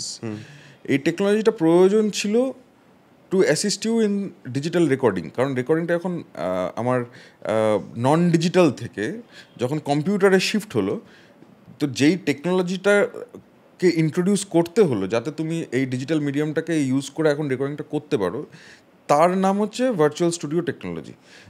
এর আন্ডারে কিছু প্লাগইনস চলে আসে, মানে রিভার্ব ডিলে, এগুলোকেও তখন ডিজিটাল করতে হচ্ছে, কারণ এগুলো সব মেশিন ছিল, আর ডিলে আলাদা মেশিন ছিল, রিভার্বে আলাদা মেশিন ছিল। এগুলোর যে সফটওয়্যার ফর্মটা, এই সফটওয়্যার ফর্মটাকে ইন্টিগ্রেট করতে গিয়ে আমাকে এই টেকনোলজিটা ব্যবহার করতে হয়। লেটার অন ভিএসটিআই, যেটা ভার্চুয়াল স্টুডিও টেকনোলজি ইনস্ট্রুমেন্টস, যেইটা তারপরে আসে, যেটা হচ্ছে যে তুমি বিভিন্ন ইনস্ট্রুমেন্টের মডেলিংটা ওটাকেও আমি এমনভাবে ইন্টিগ্রেট করলাম যে আমি একটা কিবোর্ডকে ব্যবহার করে ভায়োলিন বাজাতে পারছি ফর এক্সাম্পল, বা গিটার বাজিয়ে ফেলছি। হ্যাঁ, তো সেইগুলো এখন খুব রিয়েলিস্টিক স্যাম্পলস, মানে কেউ গিটারকে খুব সুন্দর একটা স্টুডিওতে সব সফিস্টিকেটেড মাইক্রোফোনসের থ্রু দিয়ে রেকর্ড করে এটাকে একটা জিনিস, একটা কম্পোনেন্ট বানানো, যেটাকে আমি কিনে আমার ওখানে রাখি আমার কম্পিউটারে, এবং এই ভিএসটি যেটা, এই টেকনোলজিটার ব্যবহার করে আমি আমার কিবোর্ডের থ্রু দিয়ে ওই গিটারের আওয়াজটাকে রেপ্লিকেট করতে পারি। But what that generally lakhs, প্রথম হচ্ছে বডি। মানে ধরো একটা চেলো আমি এখন রেকর্ড করছি, এগুলো আমি সব রেকর্ড, কারণ এই প্রত্যেকটা জিনিস আমি কিবোর্ডও করেছি, রেকর্ডও করেছি। হ্যাঁ, চেলো ইটসেলফ এত বড় একটা ডাইমেনশনের ইনস্ট্রুমেন্ট, চওড়া, ওর নিজের একটা ভলিউমের সাউন্ড রয়েছে, মানে যে সাউন্ডটা ওর নিজের বডির ভিতরে রেজোনেট করে। যেই মুহূর্তে আমি কিবোর্ডের সাউন্ডগুলো মোস্টলি 2 ডাইমেনশনাল, বুঝতে পেরেছো? ওটা তোমাকে বডির রেফারেন্সটা কখনো দিতে পারে না, যে ওইটা সামনে থেকে একটা বড় অত বড় একটা ইনস্ট্রুমেন্ট যখন হ্যাঁ, তার ভিতরে এই যে রেজোনেন্সটা হচ্ছে, বডির ভিতরে যে সাউন্ডটা যেভাবে ভাইব্রেট করছে, যেই কারণে ইনস্ট্রুমেন্টটা ওইভাবে বানানো। হ্যাঁ হ্যাঁ হ্ঁ, ওই থার্ড ডাইমেনশনটাও অ্যাড করতে পারে না। It looks like a 2 dimensional মানে ফিগার বেসিক্যালি। এই পাশটা তোমাকে দিতে পারে না, ওটা ডেপথটা দিতে পারে না ওই সাউন্ডটা, সেইখানে প্রথম ফল্ট ওটা। কিন্তু এখন হচ্ছে কিবোর্ডে তুমি বেন্ডার ইউজ করে, হতে পারে যে তুমি এই পোর্টামেন্টো বা এগুলো এখন ফিচারগুলো থাকে ইনস্ট্রুমেন্টের ক্যারেক্টারের মধ্যে, যে ভায়োলিন তুমি বাজাচ্ছ একটা গ্লিসান্ডো থাকবে, এটা তুমি করতে পারবে with the help of the bender. কিন্তু এখানে অনেকগুলো ফ্যাক্টর আসে অরুণাবদা। প্রথম কথা হচ্ছে, আমি যদি ট্রেন্ড ভায়োলিন প্লেয়ার না হই, আমাকে তুমি যে আমি ওটাকে ট্রেন্ড যদি কিবোর্ড প্লেয়ার হই, কিবোর্ডের যেভাবে বাজানোর ধরন, একটা ভায়োলিন বাজানোর ধরন, এর মধ্যে একটা ফান্ডামেন্টাল ডিফারেন্স আছে অবশ্যই। এবং আমি অ্যাজ আ কিবোর্ড প্লেয়ার যদি ভায়োলিনটাকে বাজাই, যে কোনো ভায়োলিন প্লেয়ার শুনেই বলে দেবে এটা কোনো ভায়োলিন, মানে একদম ধরেছি নিখুঁত করা হয়েছে, যে কেউ আওয়াজ থেকে বুঝতেই পারবে না যে এই আওয়াজটা কিবোর্ড থেকে এসে না ভায়োলিন থেকে, সেই ডিফারেন্সটা যদি কেউ না বুঝতে পারে, সে সার্টেনলি বুঝে যাবে যেটা কোনো ভায়োলিন প্লেয়ার বাজায়নি। কারণ নোটস কীভাবে ওরা সিলেক্ট করছে বা নোটসগুলো কীভাবে রয়েছে, এই ফ্যাশনটাই আলাদা, যেটা কিবোর্ডে যেভাবে ওই লে আউটটা করা থাকে। এইটা প্রথম ফল্ট। দ্বিতীয় ফল্ট, যদি অত ডিটেল আমি না যাই, এমন একটা সিম্পল জিনিস বাজাইছি এটা যে কোনো জায়গাতেই বাজানো যায়, but then you can't have all those things, ওই ভিব্রাটো বা ওই প্লেয়িংয়ের যে এক্সপ্রেশন, বোটার যে আওয়াজ, নিজস্ব একটা মাইক যখন আমি লাগাবো বোটা এবং ঘুষবো, একটা there is some kind of noise coming out of it. তো ওই জিনিসটা নিয়ে মিউজিকটা তৈরি হয়। Plus I am recording basically একটা 2 ডাইমেনশনাল একটা জিনিস রেকর্ড করি, and which is very perfect যদি ওটাকে আমি কোয়ান্টাইজও করে দিই। তো এত পারফেক্ট কোয়ান্টাইজ মানে আমি একটু বলে দিই, কোয়ান্টাইজ মানে আমি জানি, কোয়ান্টাইজ মানে হলো যে সবগুলো নোট ঠিক বিটে বিটে বিটে বিটে পড়ে যায়। হ্যাঁ হ্যাঁ, মানে আমি একটু তালের আগে পরে যদি থাকি সেটা অর্গানাইজড হয়ে যায় আর ওটা একদম লক হয়ে যায়। হ্যাঁ, তো ওইভাবে মিউজিক একটু মুশকিল। আমি উল্টো প্রসেসটা এখন ফলো করি, আমি এখন আনকোয়ান্টাইজ করি অনেক জিনিস, just to make it real. ইচ্ছে করে নড়িয়ে বাজাই টাইমের আগে বা টাইমের পরে, স্পেশালি প্যাডস বা স্ট্রিংস, যেগুলো আনকোয়ান্টাইজ হওয়াটা is the most logical thing. যে 30 জন লোক বসে স্ট্রিংস বাজাচ্ছে, তাদের কানে যদি তুমি প্রত্যেকে মেট্রোনোম দিয়েও দাও, everybody can't be bang on the metronome, তাই তো? মানে ওটা আবার রিলেটিভ টাইম হয়ে যাবে তখন, যে সব মিলিয়ে তোমার মনে হবে যে টাইমে রয়েছে, সব মিলিয়ে একদম বিটে বাজছে। হ্যাঁ, তো কাজেই স্ট্রিংস বা এই ধরনের জিনিস, স্পেশালি যেগুলো লেগাটো টাইপের জিনিস, ওগুলোকে কোয়ান্টাইজ করা মানে এক ধরনের বোকামো। এবং এই কোয়ান্টাইজের ব্যাপারটা হলো যে ওই মাইক্রো মিলি সেকেন্ডসের ডিফারেন্সও থাকে। হ্যাঁ, মানে ওইটাই থাকে আর কি, ওইটাই কিন্তু খুব হিউম্যানাইজ করে দেয় বলে মনে হয়। আর ওটাই তোমাকে একটা আইডিয়াও দেয়। মাঝখানে একটা জিনিস বলে নি, যেহেতু খুব ইন্টারেস্টিং একটা জায়গায় চলে এসেছি, এবং যারা ধরে নাও যে প্রোডাকশন করছে বা বোঝার চেষ্টা করছে, যে আমরা কয়েকটা জিনিসকে কিছু নজরে দেখি। যেমন ধরো, সবচেয়ে সিম্পল এক্সাম্পল ধরে নিচ্ছি রিভার্ব। এই রিভার্বটা একটা সাধারণ মানুষ যারা এখানে এই ঘরের মধ্যে বসে আছে, আমি তুমি সবাই জানি, সবাই মনে করে বাথরুমে গেলে কি সুন্দর আমি গান গাই। রিভার্বটা কি? রিভার্বটা জাস্ট একটা রিফ্লেকশন। বাথরুমের দেয়ালগুলো যেহেতু জেনারেলি ছোট হয়, যদি না কারো খুব ম্যাসিভ বাথরুম হয়, যে একদম ড্রয়িং রুমের সাইজের বাথরুম, সেইখানে ড্রয়িং রুমে বসে যাওয়া হচ্ছে, বাথরুমে তাই হবে। কিন্তু যেহেতু ওয়ালসগুলো ছোটো থাকে, bathroom is probably one of the smallest rooms আমাদের বাড়িতে, তো তখন কি আমি একটা একটা লাউডনেসে গাইলে ওটা সবসময়তে দেয়াল থেকে রিফ্লেকশন হয়ে আসে, আর ওই মাল্টিপল রিফ্লেকশনটা আমাকে একটা ইমেজ তৈরি করে দেয়। কারণ আমার কানটা অত প্রত্যেকটা রিফ্লেকশন নেওয়ার মতো ক্যাপাসিটি তার নেই, সেটা হোলিস্টিক সাউন্ড শোনে পুরো একসাথে। হ্যাঁ, যেটা একটু ডিলেড থাকে। আমি যখন যেই টাইমে গাইছি, এই টাইমটার পরে তো দেয়াল থেকে রিফ্লেক্ট হয়ে আবার আমার কানেই আসছে। তো একটা সাউন্ড ডাইরেক্টলি মুখ থেকে কানে যাচ্ছে, আর একটা দেয়াল থেকে রিফ্লেক্ট হয়ে কানে আসছে। এই ঘরেও হচ্ছে সেগুলো, কিন্তু এত দূরে দূরে দেয়াল আছে যে রিফ্লেকশনগুলো এসে পৌঁছচ্ছে না। কিন্তু যখন দেয়াল ক্লোজ হয়ে যায়, তখন এই বিভিন্ন সাইজের রিফ্লেকশনগুলো আমার কানে অ্যাজ আ হোল আসে একটু পরে, মানে আমি গাইছি তার ঠিক পরে পরেই আসে, আর সুন্দর একটা অ্যাম্বিয়েন্স তৈরি। আমার মনে হয় যে বাহ, অনেক লোকে তো দাঁড়িয়ে গাইছে। তো রিভার্ব হচ্ছে অ্যাকচুয়ালি সেই টুলটা, যেই টুলটা অ্যাকচুয়ালি আমাকে হেল্প করে এটা সিমিউলেট করতে, যে আমি কত বড় বা কত ছোট জায়গায় গানটা রেকর্ড করেছি। মানে আমি কিন্তু রেকর্ডিং করছি একটা ডেড স্টুডিওতে, যেটা কোনো রিভার্ব নেই। মানে আইডিয়ালি আর কি, কোনো রিভার্ব না থাকে, তার সেরকম ভাবে তৈরিও করা হয়। হ্যাঁ, যাতে কি আমি আমার সুটেবল একটা রিভার্ব ওখানে অ্যাপ্লাই করতে পারি। তো আমার গান যদি এরকম হয়, ধরো তুমি একটা সিন দেখিয়ে দিয়েছো আমাকে, পাহাড় রয়েছে, অমুক রয়েছে, তমুক রয়েছে, I need a big scape. প্রথম কথা হচ্ছে যে আমার শুনে এটা যদি মনে হয় যে লোকটা ঘরে বসে গাইছে, ইটস আ ফেলিয়ার। আমাকে রিভার্বটা আমাকে হেল্প করে ওই সিঙ্গারটাকে থার্ড ডাইমেনশনটা দিতে, যে এই লোকটা তো গাইছে, কিন্তু কত বড় জায়গায় দাঁড়িয়ে গাইছে, মানে দেয়ালগুলো কত ওর ক্লোজ রয়েছে। পাহাড়ের ক্ষেত্রে কেন আমরা শুনি যে খুব ভেসে গেছে, কারণ পাহাড়টাকে আমরা দেয়াল ধরে নিই, কিন্তু খুব দূরবর্তী দেয়াল, ওখানে delay comes in to place. কিন্তু জেনারেলি আমরা একটা বড় রিভার্ব অ্যাড করে দিই, মনে হয় কত দূর থেকে আসছে। যেভাবে পাহাড়ের গায়ে যদি আজান চালানো হয়, মানে কোনো মস্ক থেকে, মসজিদ থেকে যদি আজান বাজে, দেখবে এত সুন্দর অপূর্ব শুনতে লাগে, কারণ ওটা সব জায়গা থেকে ঠিকরে ঠিকরে আসে, মনে হয় যেন আকাশ থেকে আসছে। তো ওইটাকে রেপ্লিকেট করা হয়।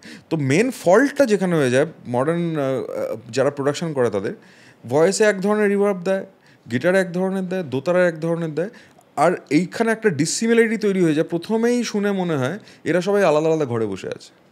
তোমাকে প্রথমে এটা ফিল, আমাদেরকে ওই অ্যানালগ রেকর্ডিংটাকে রেপ্লিকেট করার চেষ্টা করা উচিত, যে সবাই এক ঘরে রয়েছে। তার প্রথম শর্ত হচ্ছে সবার ওপর এক ধরনের রিভার্ব অ্যাপ্লিকেবল হবে।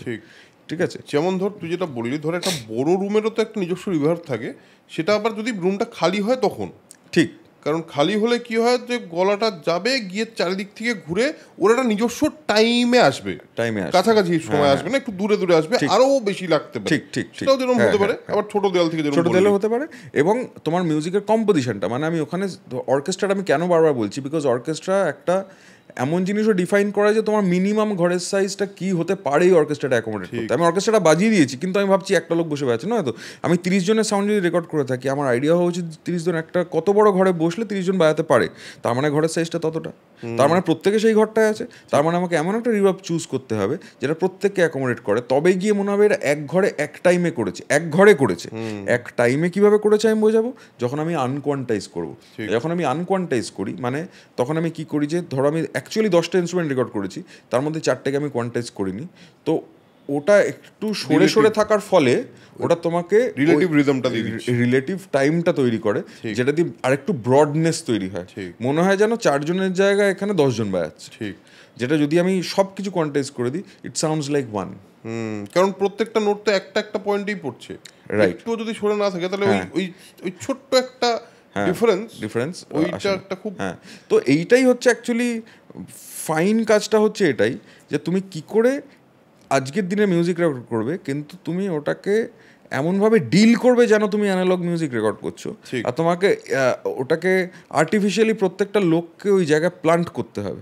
আর ওই প্রোডাকশানটার মেন চ্যালেঞ্জটা আমার জন্য এখন অ্যাটলিস্ট বলছি, ভিএসটিআইটা কোনো চ্যালেঞ্জ নয় যে আমি কী বাজাবো, because it is just a part of my brain. আমি মাথায় অলরেডি জানি আমি কী বাজাবো, আর আমি জানি কোন সাউন্ডটা কম্পিউটারে কোন জায়গায় রয়েছে, এত বছর ধরে আমি করছি। তো আমার জাস্ট ওটা একটা এক্সটেনশন, যে আচ্ছা এইটা করতে হবে, ভায়োলিনটা করবো, পিয়ানোটা করবো, কী করবো, এভরিথিং প্ল্যান রিটেন, আমি জাস্ট ওটাকে প্রিন্ট করছি। কিন্তু হাউ মানে পিয়ানোটার পার্সপেক্টিভটা তুমি পাবে কি করে, কোন ভলিউমে থাকবে, কী ধরনের পিয়ানো, কতটা টাইম থেকে সরে থাকবে, যাতে ওটা সিঙ্গারের সাথে ওই লাইভ ফিলটা তোমাকে দেবে, as if music is happening live. তার মানে তুই যেটা করিস বলে আমার মনে হলো, যে তুই প্রথমে ট্রাই করিস টু ভিজুয়ালাইজ যে এই প্রত্যেকটা মানুষ আলাদা আলাদা আমার সাথে বাজিয়ে গেছে, তো আমি যখন ফাইনালি যে জিনিসটা দেবো, তাতে যাতে আমি আমার জায়গা থেকে, মানে তুই তোর জায়গা থেকে ফিল করতে পারিস যে এটা না পুরোটা একসাথে হয়েছে। অ্যাবসলিউটলি, আমি ভিজুয়ালাইজ করছি প্রথমে, কারণ অবভিয়াসলি টেকনোলজি যখন আছে তার বিভিন্ন রকম ব্যবহার আছে, কে কিভাবে ব্যবহার করছে সেটা তো সম্পূর্ণভাবে তুই যেটা বললি ব্রেনের এক্সটেনশন, সেখান থেকেই হয়। তার মানে তুই ভিজুয়ালাইজ করার চেষ্টা করিস যেটা সবাই একসাথে থাকলে, যেমন রিভার্ব একটা বড় পয়েন্ট, যে অবভিয়াসলি এটা তো ভেবেই দেখিনি আমি কোনোদিন তুই বলার আগে, যে হ্যাঁ প্রত্যেকটা লোক যদি একই ঘরে থাকে তাহলে তো রিভার্বটা সেম হবে, আলাদা রিভার্ব তো হবে না, তাই না? এটা এবং এটার যে ইম্প্যাক্টটা তৈরি হতে পারে, এটার জন্য তোকে তো আগে ভিজুয়ালাইজ করতে হয়েছে। রাইট। তার মানে পুরো বিষয়টা মিউজিকটার জায়গা থেকেও ভিজুয়ালাইজেশনের একটা জায়গা থেকে যায় 100%। অ্যাটলিস্ট আমি সেভাবে করি। আমি কম্পিউটারটা আমি একটা পেন হিসেবেই ট্রিট করি। ঠিক, তুমি যেমন কিছু লিখতে গেলে পেনটা একটা ডিভাইস, ওটার মধ্যে কালি রয়েছে, আর ওটা তো তোমার ভাবনাটাকে কাগজে ট্রান্সলেট করার একটা মাধ্যম হচ্ছে ওই পেনটা। ওই পেনটাই আমার জন্য একটা কম্পিউটার। মানে এবারে ধরো আমি একটা গান আমরা করছি, ধরো এই রাতে জায়গা সব ব্লা ব্লা ব্লা, এই গানটা যখন আমরা করছি, তখন আমি কোনো 5 মিনিটে ওটাকে আইডিয়া করে নিয়েছি যে এই ধরনের, যেটা আমি তোমায় আগে বলছিলাম যে ব্রেনের কম্পার্টমেন্টালাইজেশনের ফিচারটাকে ইউজ করে যে এই ধরনের গানে কি বেজেছে পৃথিবীতে, তো অলরেডি এটা হয়ে গেল। এইবারে আমি আইডেন্টিফাই করে নিলাম অ্যাকর্ডিয়ান থাকতে পারে, ম্যান্ডোলিন থাকতে পারে, এদের 10টা ইনস্ট্রুমেন্ট আছে। এবার আমি যখন কম্পিউটারে বসছি, what I am really doing is আমি একবার নিজেকে ওই একজন ইনস্ট্রুমেন্টালিস্ট ভাবছি। মানে এখন আমি সেই অ্যাকর্ডিয়ান প্লেয়ারটা, আমি তার মতো বাজানোর চেষ্টা করলাম। তার আগে আমি অ্যাকর্ডিয়ানের কিছু ভিডিও দেখি যে বাজনাটা আসলে শুনতে কীরকম হতে পারে, যদিও জানি একবার ঝালিয়ে নিই যাতে মিস না হয়ে যায়। বা ম্যান্ডোলিন হয়তো একজন বাজিয়ে গেলেন, তিনি গিটারও বাজিয়ে গেলেন, তো একজন আলাদা লোক এসেই গেল, স্ট্রিংস কীভাবে হচ্ছে, পারকাশন কীভাবে অপারেট হচ্ছে, ভয়েস রেকর্ডিং, এ সব কিছু যখন হয়ে গেল, তখন আমার চিন্তাটা হচ্ছে এবারে এই পুরো জিনিসটাকে নিয়ে, and that can happen over a period of 1 month, কিন্তু আমাকে প্রমাণ এটা করতে হবে এটা আমি একদিনে রেকর্ড করেছি সবাইকে একসাথে নিয়ে। তখন আমার মিক্সিংয়ের কাজটা প্রথম চালু হয় এই ভাবনাটা থেকে যে এইখানে যে আমি 30 জনের মেটেরিয়ালটা রেকর্ড করেছি, মানে should sound like at least 30-40 people playing. তো 30-40 পিপলের জন্য কত বড় রুম হওয়া উচিত, আর যেই দিনকে রেকর্ড করেছি তারা প্রক্সিমিটি তাদের নিজেদের মধ্যে কত ছিল, সিঙ্গারের, মানে এই পুরো সিমুলেশনটা করে আমি রিভার্বটাকে অ্যাপ্লাই করি যাতে তোমার জেনারেলি শুনে মনে হয় it has happened as live music, and obviously unquantize করে অনেকগুলো জিনিস, তাতে আরও নড়ে থাকার ফিচারটা যখন এসে যায় তখন মনে হয় যে জিনিসটা লাইভই রেকর্ড হয়েছে। তো মাই idea is to make it sound as much live as possible as opposed to as much studio as possible. Right, আমি বলে দিই যেটা যেই গানটা রাত জাগার স্বপ্ন মায়ার কথা বলছে, সেই গানটার লিঙ্কটা নিচে দেওয়া থাকবে, একটু শুনে আসবেন। খুব বেশি লোকের কাছে গানটা পৌঁছয়নি এখন অবধি, কিন্তু আমার মনে হয় ওইটা একটা এমন জিনিস করেছি আমরা যেটা কিন্তু অনেক দিন পরে অনেকে আমাকে বলেছে এই গানটা জানি কোথায় শুনেছি। হ্যাঁ, মানে এই গানটা কোনো একটা সিনেমার না, পুরনো সিনেমার না। আমি বললাম না, এটা তৈরি করেছে নীলাঞ্জন নতুন করে, কিন্তু ওই গানটার মতো ওই ফিলটা আছে যে ওটা কিন্তু, এবং সেটা ওয়াজ এ চ্যালেঞ্জ তোর জন্য অবশ্যই, যে ওই সময়ের একটা গান, পুরনো একটা সময়ের গান, সেই গানটাকে তোকে রিক্রিয়েট করতে হবে, এবং তার জন্য তুই এই টেকনিকগুলো। চ্যালেঞ্জটা এই কারণে হচ্ছে কারণ এটাকে আমাকে ডিজিটালি করতে হয়েছে। ঠিক, বিশ্বাস করো এই গান তো আমরা অনেক বেশি শুনেছি, আমি তো অ্যাটলিস্ট শুনেইছি, মানে নতুন গানের থেকে ওই গান, মানে ওগুলো রক্তের মধ্যে রয়েছে, কিন্তু ওই ক্ষেত্রে 30 জনকে নিয়ে এসে রেকর্ডিংটা করে দেওয়া অনেক সিম্পল। দেন ওই জিনিসটাকে, ওই পুরো লাইভ ফিলটাকে রেখে তোমাকে কম্পিউটারে এখন করতে হয়, স্পেশালি এই বিটটা ডিকছে, এইটা তো কোনো মিটারে কোয়ান্টাইজও হয় না, ঠিক আছে? হ্যাঁ, তো it's the most difficult thing, কিন্তু হ্যাঁ মানে মজা হয়েছে আর কি, খাটনি হয়েছে, মজা হয়েছে। আরেকটা জিনিস আমার, যখনই আমি বিভিন্ন সময় গান শুনেছি, গান একটা আমার মনে হয় বেশিরভাগ মানুষের জন্য গান একটা এমন জিনিস, মিউজিক একটা এমন জিনিস যে কোনো না কোনোভাবে তার integral part of their life, সেটা কোনো না কোনোভাবে, যেটা আমরা আগের এপিসোডেও আলোচনা করেছি। আগের এপিসোডের লিঙ্কটাও দেওয়া থাকবে, যদি ইচ্ছা হয়। আমরা মিউজিক নিয়ে আরেকটা অন্যরকম আড্ডা মেরেছিলাম ওটাতে। হ্যাঁ, এই যে আস্তে আস্তে ইন্ডিয়ান ফিল্ম মিউজিকের যে চেঞ্জটা হয়েছে, তার মধ্যে তুই কি কি সিগনিফিক্যান্ট পয়েন্ট দেখতে পাস? আমার জন্য যেমন একটা সিগনিফিক্যান্ট পয়েন্ট হলো আর ডি বর্মন, আরেকটা সিগনিফিক্যান্ট পয়েন্ট হলো এ আর রহমান। ইন্ডিয়ান ফিল্ম মিউজিকের যে এভলিউশন জায়গার থেকে। এবার তুই এটা কিভাবে দেখেছিস? মানে তুই তো অনেক গান শুনেছিস অনেক সময় পুরোটা জুড়ে, এবং তুই যেভাবে ব্যাপারটাকে ডিকোডও করিস, তো যখন আর ডি বর্মন এলো তখন তো আর ডি বর্মন একটা জিনিস তো করলো, যে এস ডি বর্মনের একটা স্টাইল, তার আগে ইন্ডিয়ান সাউন্ড বা ইন্ডিয়ান ক্লাসিক্যালের ইনফ্লুয়েন্স অনেকটা, তার সঙ্গে ওয়েস্টার্নটাকে খুব সুন্দর করে উনি মার্জ করলেন। এইটা কিভাবে দেখেছিস তুই? এইটা একটা জিনিস রুল আউট করলে চলবে না, সেটা হচ্ছে যে ও যতদিনে আমরা আরডি অবধি পৌঁছেছি ততদিনে ওনার এক্সপোজার আরও বেশি হওয়ার সম্ভাবনাটাও অনেক বেশি ছিল। ঠিক, কারণ যদি ধরে নেওয়া যাক আমরা নওশাদকে নিয়ে কথা বলি, বা মদন মোহনকে নিয়ে কথা বলি, এসডিকে নিয়ে যদি আমরা কথা বলি, তারা যেই পিরিয়ডে, মানে যখন তারা 40s, 50s, 60s, এই টাইমটার মধ্যে না অনেক ইনস্ট্রুমেন্ট ততদিন আবিষ্কারই হয়নি। যেমন ইলেকট্রিক গিটার, এই ইনস্ট্রুমেন্টটা অনেক নতুন, মানে আমরা প্রথম ইলেকট্রিক গিটার সেইভাবে রেজ হয় যখন জিমি হেন্ড্রিক্সকে আমরা দেখি ইলেকট্রিক গিটার নিয়ে। ইলেকট্রিক গিটার তার আগেও বেজেছে, কিন্তু এমনভাবে ধরো জ্যাজের ক্ষেত্রে এমন কিছু রেকর্ডিং রয়েছে, পুরনো রেকর্ডিং, যেটা মানে সেই জিনিসটা নয় যেটা দিয়ে তোমার মনে হবে আমি ইলেকট্রিক গিটার ইউজ করতে চাই, মানে ওই যে একটা হয় না, একটা রেজ তৈরি হয়। হ্যাঁ, বা অনেক ধরনের ইলেকট্রিক বেস, ঠিক আছে। তো টিল আই থিঙ্ক, প্লাস আমাদের যেহেতু আমরা একটা কলোনিয়াল একটা অবস্থার মধ্যে ছিলাম, তো অনেক বেশি ইউরোপিয়ান মিউজিকের ইনফ্লুয়েন্স অনেক বেশি ছিল, which is pertinently western classical music, যেই কারণে ফিউশন শব্দটা আমাদের দেশে অনেক আগেই ব্যবহার হয়ে গেছে। মানে তোমার যখনই তুমি শুনছো যে নওশাদের গানে যখন স্ট্রিংস বাজছে, অথবা ধরে নাও খুব উৎকৃষ্ট উদাহরণ হচ্ছে পেয়ার হুয়া ইকরার হুয়া, এই গানটার লোকে, গানটা তো যেমন সুন্দর, ওটা একটা লম্বা প্রিলিউড আছে যেখানে, আর ওই গানটা থ্রু আউট যে অর্কেস্ট্রা প্লেয়িংটা যেটা রয়েছে, হ্যাঁ, and counter points and the harmony, ঠিক আছে, ওটা ইনক্রেডিবল রয়েছে। খুব এফিশিয়েন্ট মিউজিশিয়ানসরা, প্রফিশিয়েন্ট বলা যায়, তারা ওই বাজনাটা তখন বাজিয়েছিল, যেটা ওই ব্ল্যাক অ্যান্ড হোয়াইট যতদিন আমরা ফিল্ম দেখেছি ততদিন অবধি কিন্তু খুব ইউরোপিয়ান ইনফ্লুয়েন্স ছিল। তারপরে আরডি উইচ যেটা আমার মনে হয় যে সলিল চৌধুরী অবধিও খুব কন্টিনিউ হয়েছে, মানে ওনার এস ডি বর্মনও তো এক সময় রূপতেরা মস্তানার মতো গানও বানিয়েছে, তাই না? সেটাও তো খুবই মানে সেই অর্থে অনেক রকম ইনস্ট্রুমেন্ট ইউজ করে বানানো সেই সময়কার অনুযায়ী, এবং খুব এক্সপেরিমেন্টাল কিন্তু। রাইট, হ্যাঁ। কিন্তু ধরে না, যদি আমরা তেরে মেরে সাপনে এই গানটা যদি আমরা ভেবে নিই, হ্যাঁ, জেনারেলি আমরা তবলা শুনেছি, তারপরে খুব এসডি তো মানে ফোক বিশেষজ্ঞ বলা যায় আর কি, মানে লোকসঙ্গীতকে নিয়ে যেভাবে উনি ব্যবহার করে দিয়েছেন সেই জিনিসটাকে আমার মনে হয় যে আর.ডি. বর্মন যেটা করলেন, কারণ ওনার সময় অবধি আস্তে আস্তে কিন্তু মোটামুটি রাগ সঙ্গীত নিয়ে যা যা করা সম্ভব, নওশাদ এবং মদন মোহন সেই কাজ করে ফেলেছেন অলরেডি, ওপি নাইয়ার আরেক ধরনের জিনিস করে বসে আছেন, হ্যাঁ, এবং ততদিনে এসডি কাজ করে ফেলেছেন হেমন্ত কুমার, মানে আমাদের হেমন্ত বাবু, হ্যাঁ, তাদের যেটা যেটা করার। তারপরে আর.ডি. কিন্তু, এবং যেহেতু এসডির সাথে উনি কনস্ট্যান্ট কাজ করে গেছেন, মানে ছোটোবেলা থেকে তো দেখেইছেন, প্লাস যা যা যা হয়েছে, আমার মনে হয় ওনার মাথাতেও প্রসেস অফ এলিমিনেশনটা কাজ করাটা খুব একটা ইম্পর্টেন্ট ফ্যাক্টর হয়ে থাকতে পারে, যে বিকজ হি ওয়াজ অ্যাওয়্যার যে কি হয়ে গেছে, মানে যেখানে আমার ঢুকে আর লাভ নেই।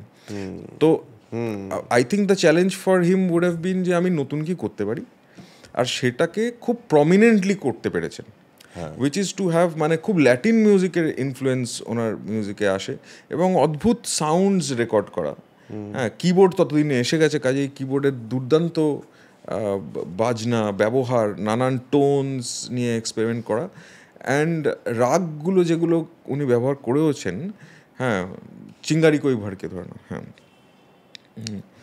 তো সেইগুলোকে, সেই ধরনের জিনিসকে উনি রাগগুলোকে একটা নতুন রূপ দিতে পেরেছেন, যেটা তোমার শুনে জেনারেলি হয়তো মনে হবে না যেটা কোনো রাগের ওপর আধারিত কোনো গান, কিন্তু উনি ওই মর্ফটা খুব ভালো করেছেন। যেমন তুই চিঙ্গারি তুই কই ভার্কের কথা বললি, আমার সবচেয়ে আগে মাথায় কি আসে? চিঙ্গারি কই ভার্কে টাং টাং টাং, এটাই তো আসে সবচেয়ে আগে। এই সাউন্ডটাই তো ওয়াজ ভেরি ডিফারেন্টলি ইউজড। হ্যাঁ। তো কিভাবে উনি কোন ইনস্ট্রুমেন্ট থেকে কি সাউন্ড রেকর্ড করা যায় নতুন তৈরি করে, এই কাজটা, এইটা উনি খুব এক্সেপশনালি ভালো করেছেন, হ্যাঁ, এবং ওনার কম্পোজিশন তৈরি করার যে ধরন ছিল, মানে ভেরি মডার্ন আর কি, সেই সময়ের জন্য এখনও। তো সেইটা, বা প্রচুর হর্নস ইউজ করা অ্যাজ সোলো ইনস্ট্রুমেন্টসও, ধরো ট্রাম্পেট হোক, স্যাক্সোফোন হোক, এইগুলো না ওনার সাউন্ডকে খুব ডিফাইন করেছে, যেটা একটা খুব ওই ল্যাটিন মিউজিকের মজাটাও রয়েছে সেটার মধ্যে, প্রচুর কঙ্গাস বাজছে, রিদমের ওপর সেই ফোকাসটা ডেডিকেটেডলি তবলার ওপরেই ওরকম হচ্ছে। তেরে মেরে সাপনে যেমন তবলার ওপর আমি তোমায় বলছিলাম, এসডির গান নট নেসেসারিলি সেরকম কিছু আমার মানে এক্ষুনি রিকল করলে মনে পড়ছে না। আমি আর.ডি.কে ডিফাইন করতে গেলে আমাকে একটা বিগ সাউন্ডের কথাই ভাবতে হবে, হ্যাঁ, এটা পিয়া তো টিক টিক টিক, মানে একটা ধামাকা হচ্ছে আর কি, ধামাকা not in the bad sense of the word, but অনেক লোক মিশে ওই কাজটা করছে, মিলে ওই কাজটা করছে, এই চিন্তাটাই কিন্তু আমাদের সবসময়তে আসে। তো আমার মনে হয় সেইটা একটা ব্রেক থ্রু হয়েছে অবশ্যই। আর তারপরে আস্তে আস্তে আরও তারপরে যারা এসেছেন তারা ওই রাস্তাটাকে কন্টিনিউ করেছেন এখনও, মানে এটা তো ব্লু প্রিন্ট তৈরি করে দিয়ে গেছে, এটাকে অ্যাভয়েড করে চলা মুশকিল। তো এবং খুব অদ্ভুতভাবে যদি সুতো খোঁজা যায় তাহলে কিন্তু ইন্ডিয়ান ফিল্ম মিউজিকের সুতোটা পাওয়া যায়। মানে আমি বলছি যে তুই যাদের কথা বললি, নওশাদ, ওপি নাইয়ার থেকে শুরু করে এস.ডি. বর্মন থেকে আর.ডি. বর্মন থেকে নাদিম শ্রাবণ থেকে যতীন ললিত থেকে, এই যে পুরো আস্তে আস্তে আস্তে আস্তে পুরো একটা যদি সুতোটা খোঁজা যায় তাহলে কিন্তু সুতোটা আছে। এরা যেই ব্লু প্রিন্টটার কথা বলছিল, ব্লু প্রিন্টটা তৈরি করে দিয়ে গেছে, বাকিরা কিন্তু ওর উপর বেস করেই করে গেছে। অবশ্যই 100 বার। এবং যদি তুই নাদিম শ্রাবণের মিউজিক দেখিস 90s যেটা বিভৎস একটা পপুলারিটি পায়, সেখানে দেখ তুই ইন্ডিয়ানাইজ ইনস্ট্রুমেন্টের ব্যবহার, মানে ঢোলের ব্যবহার, এত রকম ভাবে ঢোলের ব্যবহার ওরা করেছে, যেটা কিন্তু আবার একটা ডিফাইনিং টাইম ছিল। রাইট ঠিক। আর আর.ডি. বর্মনের কথাতে একটা গল্প মনে পড়লো, আমার মনে হয় তুই জানিস, ওই কুচনা কাহর গল্পটা জানিস? হ্যাঁ, মানে কোন গল্পটা বলছো? সিনেমাটা নিয়ে তো প্রচুর গল্প। কুচনা কাহ যখন প্রথম তৈরি করে, তো এরকম একটা কুচনা কাহো কুচনা কুচভি না কাহো টাইপের একটা কিছু বানিয়েছিলেন আর.ডি. বর্মন। তো বিদ্যুৎ চোপড়া এসে বলছে, এবং আর.ডি. বর্মন তখন একদম নিজের শেষ অবস্থায় এবং কাজ পাচ্ছেন না, নিজেকে প্রমাণ করতে হবে আবার, এরকম একটা অবস্থা। আর.ডি. বর্মনের মতো লোকের নাকি, মানে বিধুপনাথ চোপড়া বলছে ইয়ে স্যার ইয়ে মানে এটা আপনি না। তো তারপর বলছে ঠিক আছে আমাকে কয়েকদিন সময় দাও, আমি ফিরে আসো। তারপরে কুচনা ঘর ইয়েটা আসে আর ওই টিউনটা শোনায়, তা তা তা তা তা তা তা তা তা তারারা, এটা শোনায়। হ্যাঁ, এটা একেবারে বললো যে ফাইনালি আমার বাবাই বাঁচালো, কারণ রঙ্গেলা রঙ্গেলা রঙ্গেলা রে, এটাই সেম টিউনটা ইউজ করেছিল। এই গল্পটা জাস্ট একটা কনটেক্সটে মাথায় এলো বলে শেয়ার করলাম, জানতিস বোধহয় এটা। হ্যাঁ, তো আমরা তো কি বলবো ওভারঅল কি বলবো অনেক কিছু নিয়ে কথা বললাম, এবং অবভিয়াসলি তোর সঙ্গে কথা বলতে গেলে এরকম বিভিন্ন রকম, যেহেতু আমারও মিউজিকের প্রতি ভালোবাসাটা তুই জানিসই, আমরা যখনই মাঝে মাঝেই এরকম আড্ডা মেরেই থাকি, এবং এটা তো একটা লম্বা প্রসেস, মানে লম্বা আড্ডা, এটা তো চলতেই থাকবে। আমার মনে হয় আমরা একটা এমন জায়গায় আসলাম যেখানে আমরা কয়েকটা জিনিস খুব স্পেসিফিক্যালি ফিগার আউট করতে পারলাম, বা কিছু ইনসাইটসও তোর কাছ থেকে পেলাম। সেটা হলো, প্রথম কথা হলো production of music, uses of instruments, তার আগের থেকে এখনকার, এবং শেষে আমরা একটা ওভারঅল মিউজিকের এভলিউশন নিয়েও কথা বললাম। বাংলা গানের ক্ষেত্রেও একটা এভলিউশন তো অবশ্যই হয়েছে, সেটাতে সেই সময় যখন হিন্দিতে এক ধরনের মিউজিক হচ্ছে, সেই সময় তো বাংলাতেও এক ধরনের মিউজিক হচ্ছে, সলিল চৌধুরী এক সময় করছে, আর সেটা অনেক বেশি কানেক্টেড ছিল তখন, মানে বাংলায় যেটা হচ্ছে সেটা সেরকমই কাজ হিন্দিতে হচ্ছে, এরকম টাইপের একটা কানেকশন ছিল। এবং তারপর থেকে আস্তে আস্তে বাংলা মিউজিক একটা পয়েন্টে পৌঁছেছে। এই মুহূর্তে দাঁড়িয়ে, টু কনক্লুড দিস আড্ডা, এই মুহূর্তে দাঁড়িয়ে তোর কি মনে হয় বাংলা তার নিজের সাউন্ড আছে? বাংলার কোনো বাংলা গানের কি নিজস্ব কোনো সাউন্ড আছে এখন, এক্সিস্ট করে, নাকি এটা একটা মিলেমিশে একটা অন্য কিছু হয়ে গেছে? দেখো, আমি মানে আমার মনে হয় এইটা নিয়ে কিছুটা কথা আমরা আগের পডকাস্টটায় হয়েছে। তুমি যদি আমাকে এই প্রশ্নটা করো, আমি এটার একটা ব্যতিক্রমী উত্তর দিতে চাই, ইন টিউন উইথ আমরা এতক্ষণ যে আলোচনাটা করে এসছি, যে সাউন্ডটা, আমি এটা বলতে চাই যে সাউন্ডটা যদি থেকে থাকে, সাউন্ডটা ওর রিফাইন কী করে হতে পারে, আর যদি না থেকে থাকে সাউন্ডটা কীভাবে ক্রিয়েট হতে পারে। কারণ যতদূর অবধি আমরা একটা পিরিয়ড অবধি আলোচনা করছি, ওটা যে পিরিয়ডটা হচ্ছে আমাদের অ্যানালগ রেকর্ডিং পিরিয়ড, মানে আর.ডি. যা যা আমরা আলোচনা করি, এইখানে চ্যালেঞ্জেস ওয়ার ডিফারেন্ট, কিন্তু আমি বলবো সুবিধা অনেক বেশি ছিল, কারণ একজন ডেজিগনেটেড লোক ছিলেন যারা প্রফেশনালস, যারা এক একটা কাজ সামলাতেন, বা একজন দুটো কাজও সামলাতে পারেন, কিন্তু এক একটা ডিপার্টমেন্টে এক একটা লোক অ্যাপয়েন্ট করা থাকতো, যেমন লিরিসিস্ট, কম্পোজার, সিঙ্গার, এরা তো মেন, এটা থাকবেই। এর বাইরে তোমার অর্কেস্ট্রেটার একজন আলাদা থাকতো, অ্যারেঞ্জার আলাদা থাকতো। অর্কেস্ট্রেটার মানে অর্কেস্ট্রেটার অ্যান্ড কন্ডাক্টর হতে পারেন, যিনি অর্কেস্ট্রা কন্ডাক্ট করছেন, অ্যারেঞ্জার, রেকর্ডিস্ট, মিউজিশিয়ানস, এই মিলিয়ে একটা টিম, যে যার কাজ করছে, গানটা রেকর্ড হয়ে যাচ্ছে through my device which is a mixing board, record হয়ে যাচ্ছে। তো বেসিক্যালি মিক্সিং বা যিনি রেকর্ডিং ইঞ্জিনিয়ার ছিলেন, তার প্রাইমারি কাজটা এটা ছিল অ্যাজ ইট ইজ জিনিসটাকে ক্যাপচার করতে পারা, ঠিক, উইথ হোয়াট এভার মাইকস বা হাউ এভার দ্য টেকনিক্যালিটিস। হ্যাঁ, এখন চ্যালেঞ্জটা অন্য। এখন আমি সব আমি যারা কম্পিউটারে কাজ করছে তাদের সবাইকে ইনক্লুড করে বলছি, আমার হাতে মিউজিশিয়ান এখন একটা গান তৈরি করার ক্ষেত্রে আমি হয়তো একজন দুজন ব্যবহার করি। ধরে নেওয়া যাক এমন একটা সিনারিও যখন আমি কাউকে ব্যবহার করছি না, পুরোটা ডিসাইড করেছি আমি কম্পিউটার থেকেই করবো, তো আমিই লিখে ফেললাম, আমিই সুর দিয়ে ফেললাম। ধরে নেওয়া যাক সিঙ্গার কেউ গাইলেন, বা ধরো লিরিক্স কম্পোজিশন অন্য কেউ করেও দিয়েছে, আমি একটা বাংলা গান বানাতে বসেছি। আমার কাছে আজকেও একটা মিক্সিং কনসোল রয়েছে, যেটা একটা ছোট ভার্সন হচ্ছে একটা অডিও ইন্টারফেস, একটা কম্পিউটার রয়েছে। আমার কাজ সেদিন ছিল ক্যাপচার করা, আজকের দিনও আমার ক্যাপচার আমি করছি, কিন্তু বাকি এত লোক তো মিসিং, আর তো সেই অ্যারেঞ্জার, অর্কেস্ট্রেটার নেই, সব রোল আমি নিজেকে দিয়ে রেখেছি। ঠিক আছে, কিছু একটা বাজালাম আমি, সেই রোলটাও নিজেকে দিয়ে দিলাম। তারপরে হচ্ছে মিক্সিং করার রোলটাও নিজেকে দিয়ে দিয়েছি, মাস্টারিং করার রোলটাও নিজেকে দিয়ে দিয়েছি। এইখানে আমার প্রয়োজন হচ্ছে কি বলবো, মানে আমাকে স্প্লিট পার্সোনালিটি নিজের জন্য তৈরি করতে হবে। Now I can't call it a disorder, this is the calling of the day. মানে কথা হচ্ছে যে আমি যদি যখন মিক্স করছি, আমি নিজেকে যদি কম্পোজারের সত্তার থেকে আলাদা না করতে পারি, বা আমি যখন রেকর্ড করছি আমি নিজেকে যদি সিঙ্গারের সত্তা থেকে আলাদা না করতে পারি, ধরে নেওয়া যাক এই সব কটা কাজ আমি করেছি, তাহলে আমি বেশি অ্যারেঞ্জার না বেশি কম্পোজার না বেশি রেকর্ডিং ইঞ্জিনিয়ার? মানে আমার কাজ হচ্ছে, আমি যখন তুমি গানটা করছো, আমি যখন রেকর্ড করব, I have two operate as if I am just a recordist, আমি অন্য কিছু জানি না। আমাকে তখন রেকর্ডিংটার টেকনিকটা নিয়ে পুরো চিন্তা করতে হবে, সাউন্ডটা কতটা ঠিক ক্যাপচার হচ্ছে কিনা, শুধু রেকর্ডিং। হ্যাঁ, এবং এই মানে হয়তো আমি বোঝাতে পারছি, বা যখন আমি মিক্স করছি আমার ততটা ক্যাপাসিটি থাকতে হবে যে আমি ধরো 100টা ট্র্যাক রেকর্ড করেছি, 100টা ট্র্যাক আমি হ্যান্ডেল করতে পারি না মিক্স করার সময়। তার মানে প্রত্যেকটা ডিপার্টমেন্টকে নিয়ে আমাকে আলাদা করে খাটতে হবে।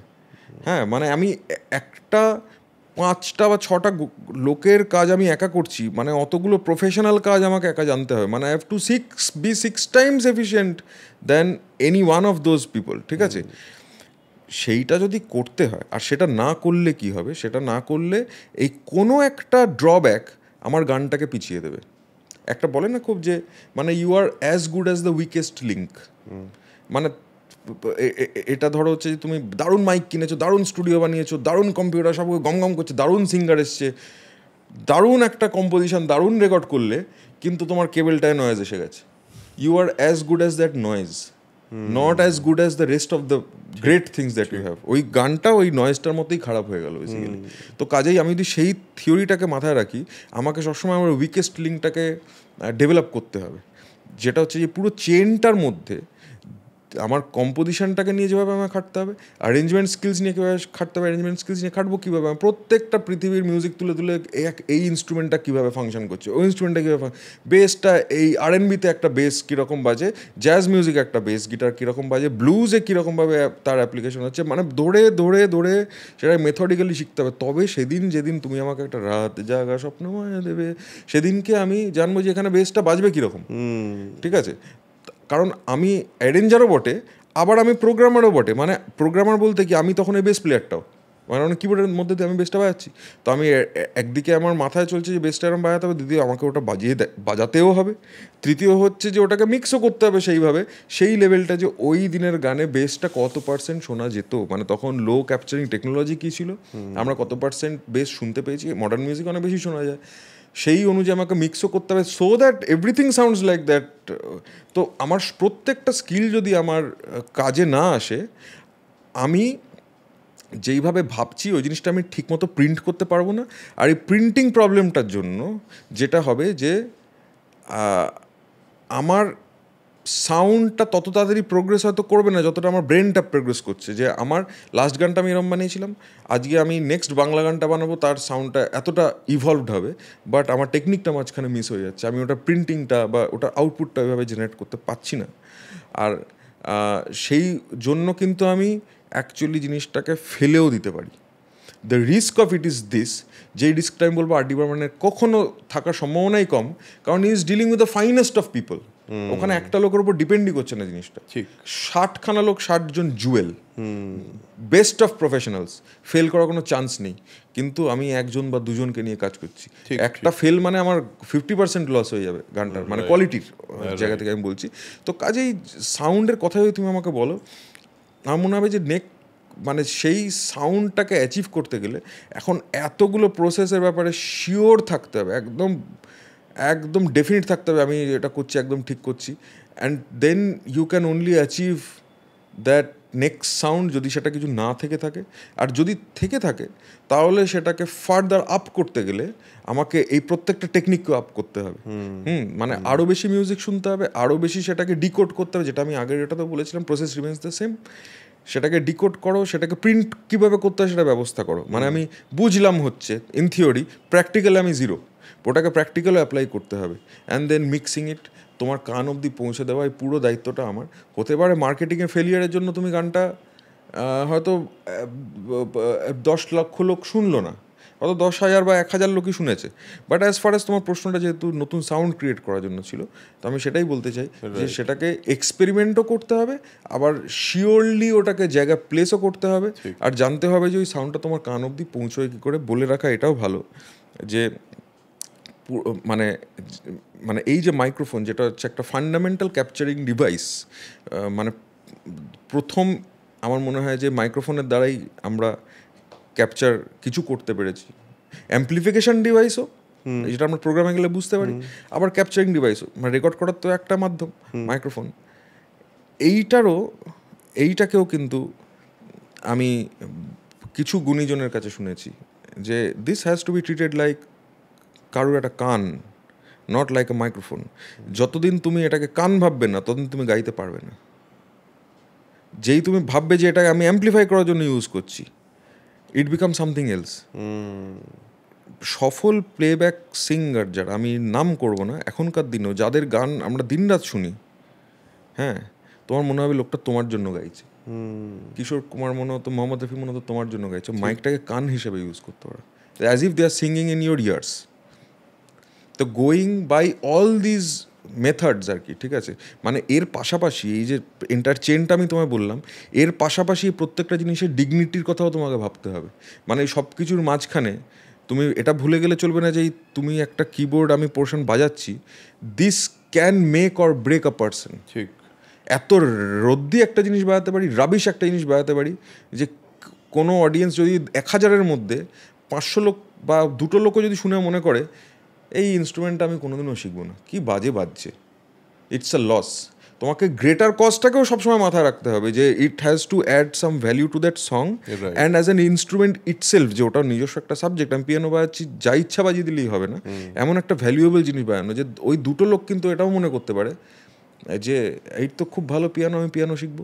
তো ওই প্যারালাল রেসপন্সিবিলিটিটাও থেকে যায় যে তুমি সিঙ্গারদেরকে রেকর্ড কিভাবে করছো, যে তোমার টিউনিং যেটা তুমি করছো সেটা কতটা বর্ডার লাইনে তুমি রেখেছো, যে যাতে লোকে বিরক্ত না হয়ে যায় যে কত টিউনার ইউজ করেছে। ঠিক ঠিক ঠিক, কারণ এখন ওই কানের আমাদের ওটা হয়েও গেছে, আমরা বুঝে যাই যে I am not hearing the right sound, right, এটা বুঝে যাই। আর এই সব পুরো ভাবনাটা মিলিয়ে কিন্তু একটা অডিও প্রোডাকশন এবং সাউন্ডটা তৈরি হয়, ওই সাউন্ডটা ক্রিয়েট হয়, রাইট। এবং ওই নেক্সট সাউন্ডটা এর মধ্যে থেকে কিছু, আই ডোন্ট বিলিভ যে নেক্সট সাউন্ডটা কোনো একটা নতুন ইনস্ট্রুমেন্ট আসবে তবে আসবে। ইনস্ট্রুমেন্টের সাথে কি আছে, মানে প্রসেসটা দিয়ে তো একটা নতুন সাউন্ড তৈরি করতে পারো। বাদরের গলায় মুক্তোর মালাও হয়ে যেতে পারে ইনস্ট্রুমেন্টটা, কথা বুঝলে? মানে হচ্ছে যে তুমি নিয়ে আসলে কিন্তু জানো না কীভাবে ব্যবহার করতে হবে। আবার যেটা তোমার এক্সিস্টিং টুলস আছে সেটার মধ্যে থেকে তুমি এত সুন্দর কিছু তৈরি করতে পারো। আলটিমেটলি তো দেখো অরুণাবদা অ্যাপ্লিকেশন, সব পুরো এভরিথিং ইজ অ্যাপ্লিকেশন। আমরা শিখছি, অ্যাপ্লাই করছি। তো যেটা তোমাকে লাস্ট টাইম আমরা ডিসকাস করেছিলাম, input output, once again that input output, আমি খালি শিখেই যাচ্ছি কিন্তু আমি অ্যাপ্লাই করতে যাই না, সেটাও মিস্টেক। আবার অ্যাপ্লিকেশন দারুণ আমি করতে পারি কিন্তু আমি এদিকে কিছু শিখছি না, তো আই উইল গেট স্টাক। ওই চেনটাকে, ওই ব্যালেন্সটা, ওই চেনটা is the most important be flowing always. হ্যাঁ, আরেকটা জিনিস আমি যেটা তোর কথা শুনে বুঝতে পারলাম, যে যখন তুই এই সবগুলো রোল প্লে করছিস, তাহলে তোর ওই অবজেক্টিভিটিটাও থাকতে হবে যে আমি যখন রেকর্ডিস্ট, আমি মিউজিক কম্পোজারটাকে সরিয়ে রাখছি, আমি যখন কম্পোজার তখন আমি অ্যারেঞ্জারটাকে সরিয়ে রাখছি, আমি যখন অ্যারেঞ্জার তখন আমি শুধু গানটাকে ট্রিট করছি, আমার কাছে একটা জিনিস এসছে, সেটা অ্যাজ ইফ আমার কাছে এসছে এবং আমি সেটাকে জাস্ট অ্যাপ্রোচ করছি as a mixing engineer, not as a composer. Right. এই অবজেক্টিভিটিটা, এই প্রত্যেকটা রোল আলাদা আলাদা ডিফাইন করে নিলে বোধ হয়, আমার মনে হয় এই পুরো টিমের ব্যাপারটা যেটা তৈরি কথা বলছিস তুই, তখন কিন্তু অতগুলো মানুষ তোর মধ্যে, ইউ ক্রিয়েট দোজ পারসন, তারা সবাই মিলে একসাথে কাজ করলে তখন আমাদের একটা আলাদা একটা সাউন্ড ক্রিয়েট হচ্ছে, যেটা আমরা বারবার সবসময় বলা হয় যে we want to reach through that level, যেখানে অ্যানালগ সাউন্ডটাও এত বিউটিফুল লাগতো যে ডিজিটাল সাউন্ডটাও অত সুন্দর লাগবে। এবং একটা ছোট্ট এক্সাম্পল দিয়ে আমি এটাকে রাউন্ড অফ করতে, এটা বলতে আমার অনেকক্ষণ থেকে ইচ্ছে হচ্ছিল। মানে তোমাকে আমি ব্রেকের মধ্যে কেজে সিংয়ের কথা বলছিলাম, খুবই রেনাউন্ড সাউন্ড ইঞ্জিনিয়ার।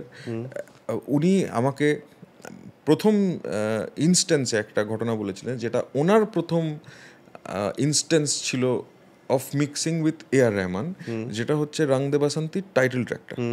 থোড়ি সি ধুল মেরি ধরতি কি মেরে বতন কি, যেটা তুমি জানো যে আমরা দেখছি মানে ভাংড়া হচ্ছে, ঢোল বাজছে ইত্যাদি ইত্যাদি। এবং উনি আমাকে এই গল্পটা এইভাবে বলেছিলেন যে যখন উনি এই গানটা মিক্স করেছিলেন একটা রাতে, কোনো একটা রাতে, যেটাতে এ আর রহমান ছিলেন না, এবং উনি নিজের মতো একটা করেছিলেন যে ভাংড়া যেরকম হওয়া উচিত সেই কনসেপ্ট দিয়ে উনি করেছিলেন। এবং নেক্সট মর্নিং যখন এ আর রহমান এসে ওটাকে শোনেন, and he had a very weird face. তো আমাকে কেজে স্যার এভাবে বলেছিলেন যে ওনার ওই ফেসটা, মানে ওই মুখটা উনি করলে আমি জানতাম না যে কী হয়, কারণ আমি প্রথম ওয়ার্কার ছিলাম, কিন্তু বাকি লোকেদের দেখে বুঝলাম যে ওটা খুব মানে চিন্তার বিষয় তৈরি হয়েছে, যে কারণ এরকম পরিস্থিতিতে অনেক সময় তো উনি গানটাই ফেলে দেন। ও হ্যাঁ, অথবা মানে ওটার যে কী হবে তারপরে সেটা কেউ জানেন। দো উনি বললেন যে তারপরে he gave me a very simple solution. উনি বললেন যে all rhythms down and all melody up. ঠিক আছে, মানে মেলোডি লেয়ার্সগুলো তুমি বাড়াও আর রিদমসের লেয়ার তুমি কমাও। And that is what I did, and that is what Rang De Basanti is all about. And then I came back, আমি বাড়ি গেলাম, ওই গানটা আবার শুনলাম, অ্যান্ড আই হার্ড দ্যাট যে তুমি ওপর দিয়ে আরপেজিও শুনবে, ঢোলটা বাজছে পাঞ্জাবি ঢোলটা বটে, কিন্তু অন্যান্য ভাংড়াগুলোতে আমরা এটা শুনি, মানে এটা এত প্রিডমিনেন্ট থাকে রিদমটা, ওইটাকে তোমার মনে হয় একটা সাবঅর্ডিনেট জিনিস হচ্ছে, and then every other thing is on top. It is like পুরো একটা মেলোডি বেসের তলায় ওটা বাজছে। That is the sound of A R Rahman. To answer your first question now, যে একজনের সাউন্ড কী হয়, এই সামান্য জিনিসটা ডিফাইন্ড দ্যাট সং। ওই গানটাকে আরও 10ভাবে মিক্স করা যেত, আমার জন্য নয়, কেজে সিংয়ের কথা বলছি, উনি যেরকম professional, he could have done in 10 other ways, কিন্তু in all 9 other ways it could have sounded like one of those bhangras যেগুলো তুমি আগেও শুনেছো। রাইট, ওই যে আলাদা একটা সাউন্ড ওটা পেতাম না, ওটা পেতে না। আর তুমিও পরে আজকে ওই গানটা এখন তুমি শুনে দেখবে, তুমি দেখবে এত মেলোডি ওটাকে একটা প্যাডের লেয়ারটা পর্যন্ত ঢোলটার উপরে, it is riding on top of the ঢোল। ঠিক আছে, ওটাকে সাবডিউ করে রাখেনি। হ্যাঁ, আর যেভাবে হারমোনিজ হচ্ছে, তো এইটা ওই গানটাকে আলাদা সাউন্ডটা দিয়েছে, and that is the sound of mister Rahman probably for that song, যেটা ইজ দ্যাট ব্রেন, যে এটাকে সে প্রথমে এটা বুঝেছে যে ওই 9টা গানকে এলিমিনেট করতে হবে, because if it sounds like one more ভাংড়া দেন হ্যাজ নো মিনিং। এবং all melodies up and all rhythms down. হ্যাঁ, and that is the song. আর এইভাবেই আমার মনে হয় যে that is the sound of a song, যেটা এরকম একটা জায়গা, ইভেন আফটার দ্য প্রোডাকশন, যেটা আমি বলছিলাম, মিক্সিংটা যেহেতু একদম লাস্ট পর্যায়ে, সেখান থেকেও আমরা ডিসাইড করতে পারি যে সাউন্ড অফ দ্য সং কী হবে। আমরা একদম, আমার মনে হয় একদম কি বলবো, শুরু থেকে শেষ অব্দি কি একটা রাউন্ড অফ জায়গায় পৌঁছলাম, যে যেখান থেকে শুরু করেছিলাম তার মাঝখান থেকে আমরা একটা জার্নি করে, যেরকম রাগ জার্নি করে, ঠিক সেইভাবে আমরা কিছু, আমাদেরও কিছু নোটস ছিল, যেই নোটসগুলো দিয়ে জার্নি করে ফাইনালি আবার ওই ল্যান্ডিং নোটটা এসে পৌঁছলাম, যে what is the sound of a song. So আমার মনে হয় আমরা একটা হোলসাম জায়গায় শেষ করতে পারলাম। থ্যাংক ইউ নীলাঞ্জন, হেভি মজা। তোর সঙ্গে আড্ডা মারতে এমনি সবসময় ভালো লাগে, আর এইরকম একটা আড্ডা মারতে তো খুবই ভালো লাগে। আই হোপ যে আপনাদেরও একটা নতুন কিছু আইডিয়া পেলেন আপনারা মিউজিক সম্পর্কে, একটা মিউজিকের অ্যাপ্রোচ কীভাবে একটা মিউজিক ডিরেক্টর করে, সেই সমস্তটা নিয়ে, এবং finally the sound of a song. So আজকের এপিসোড এখানেই শেষ করছি, দেখা হচ্ছে পরের এপিসোডে। ততক্ষণের জন্য যেটা সবসময় বলি সেটা হলো spread knowledge, spread positivity, because knowledge is power and positivity is everything. Tata.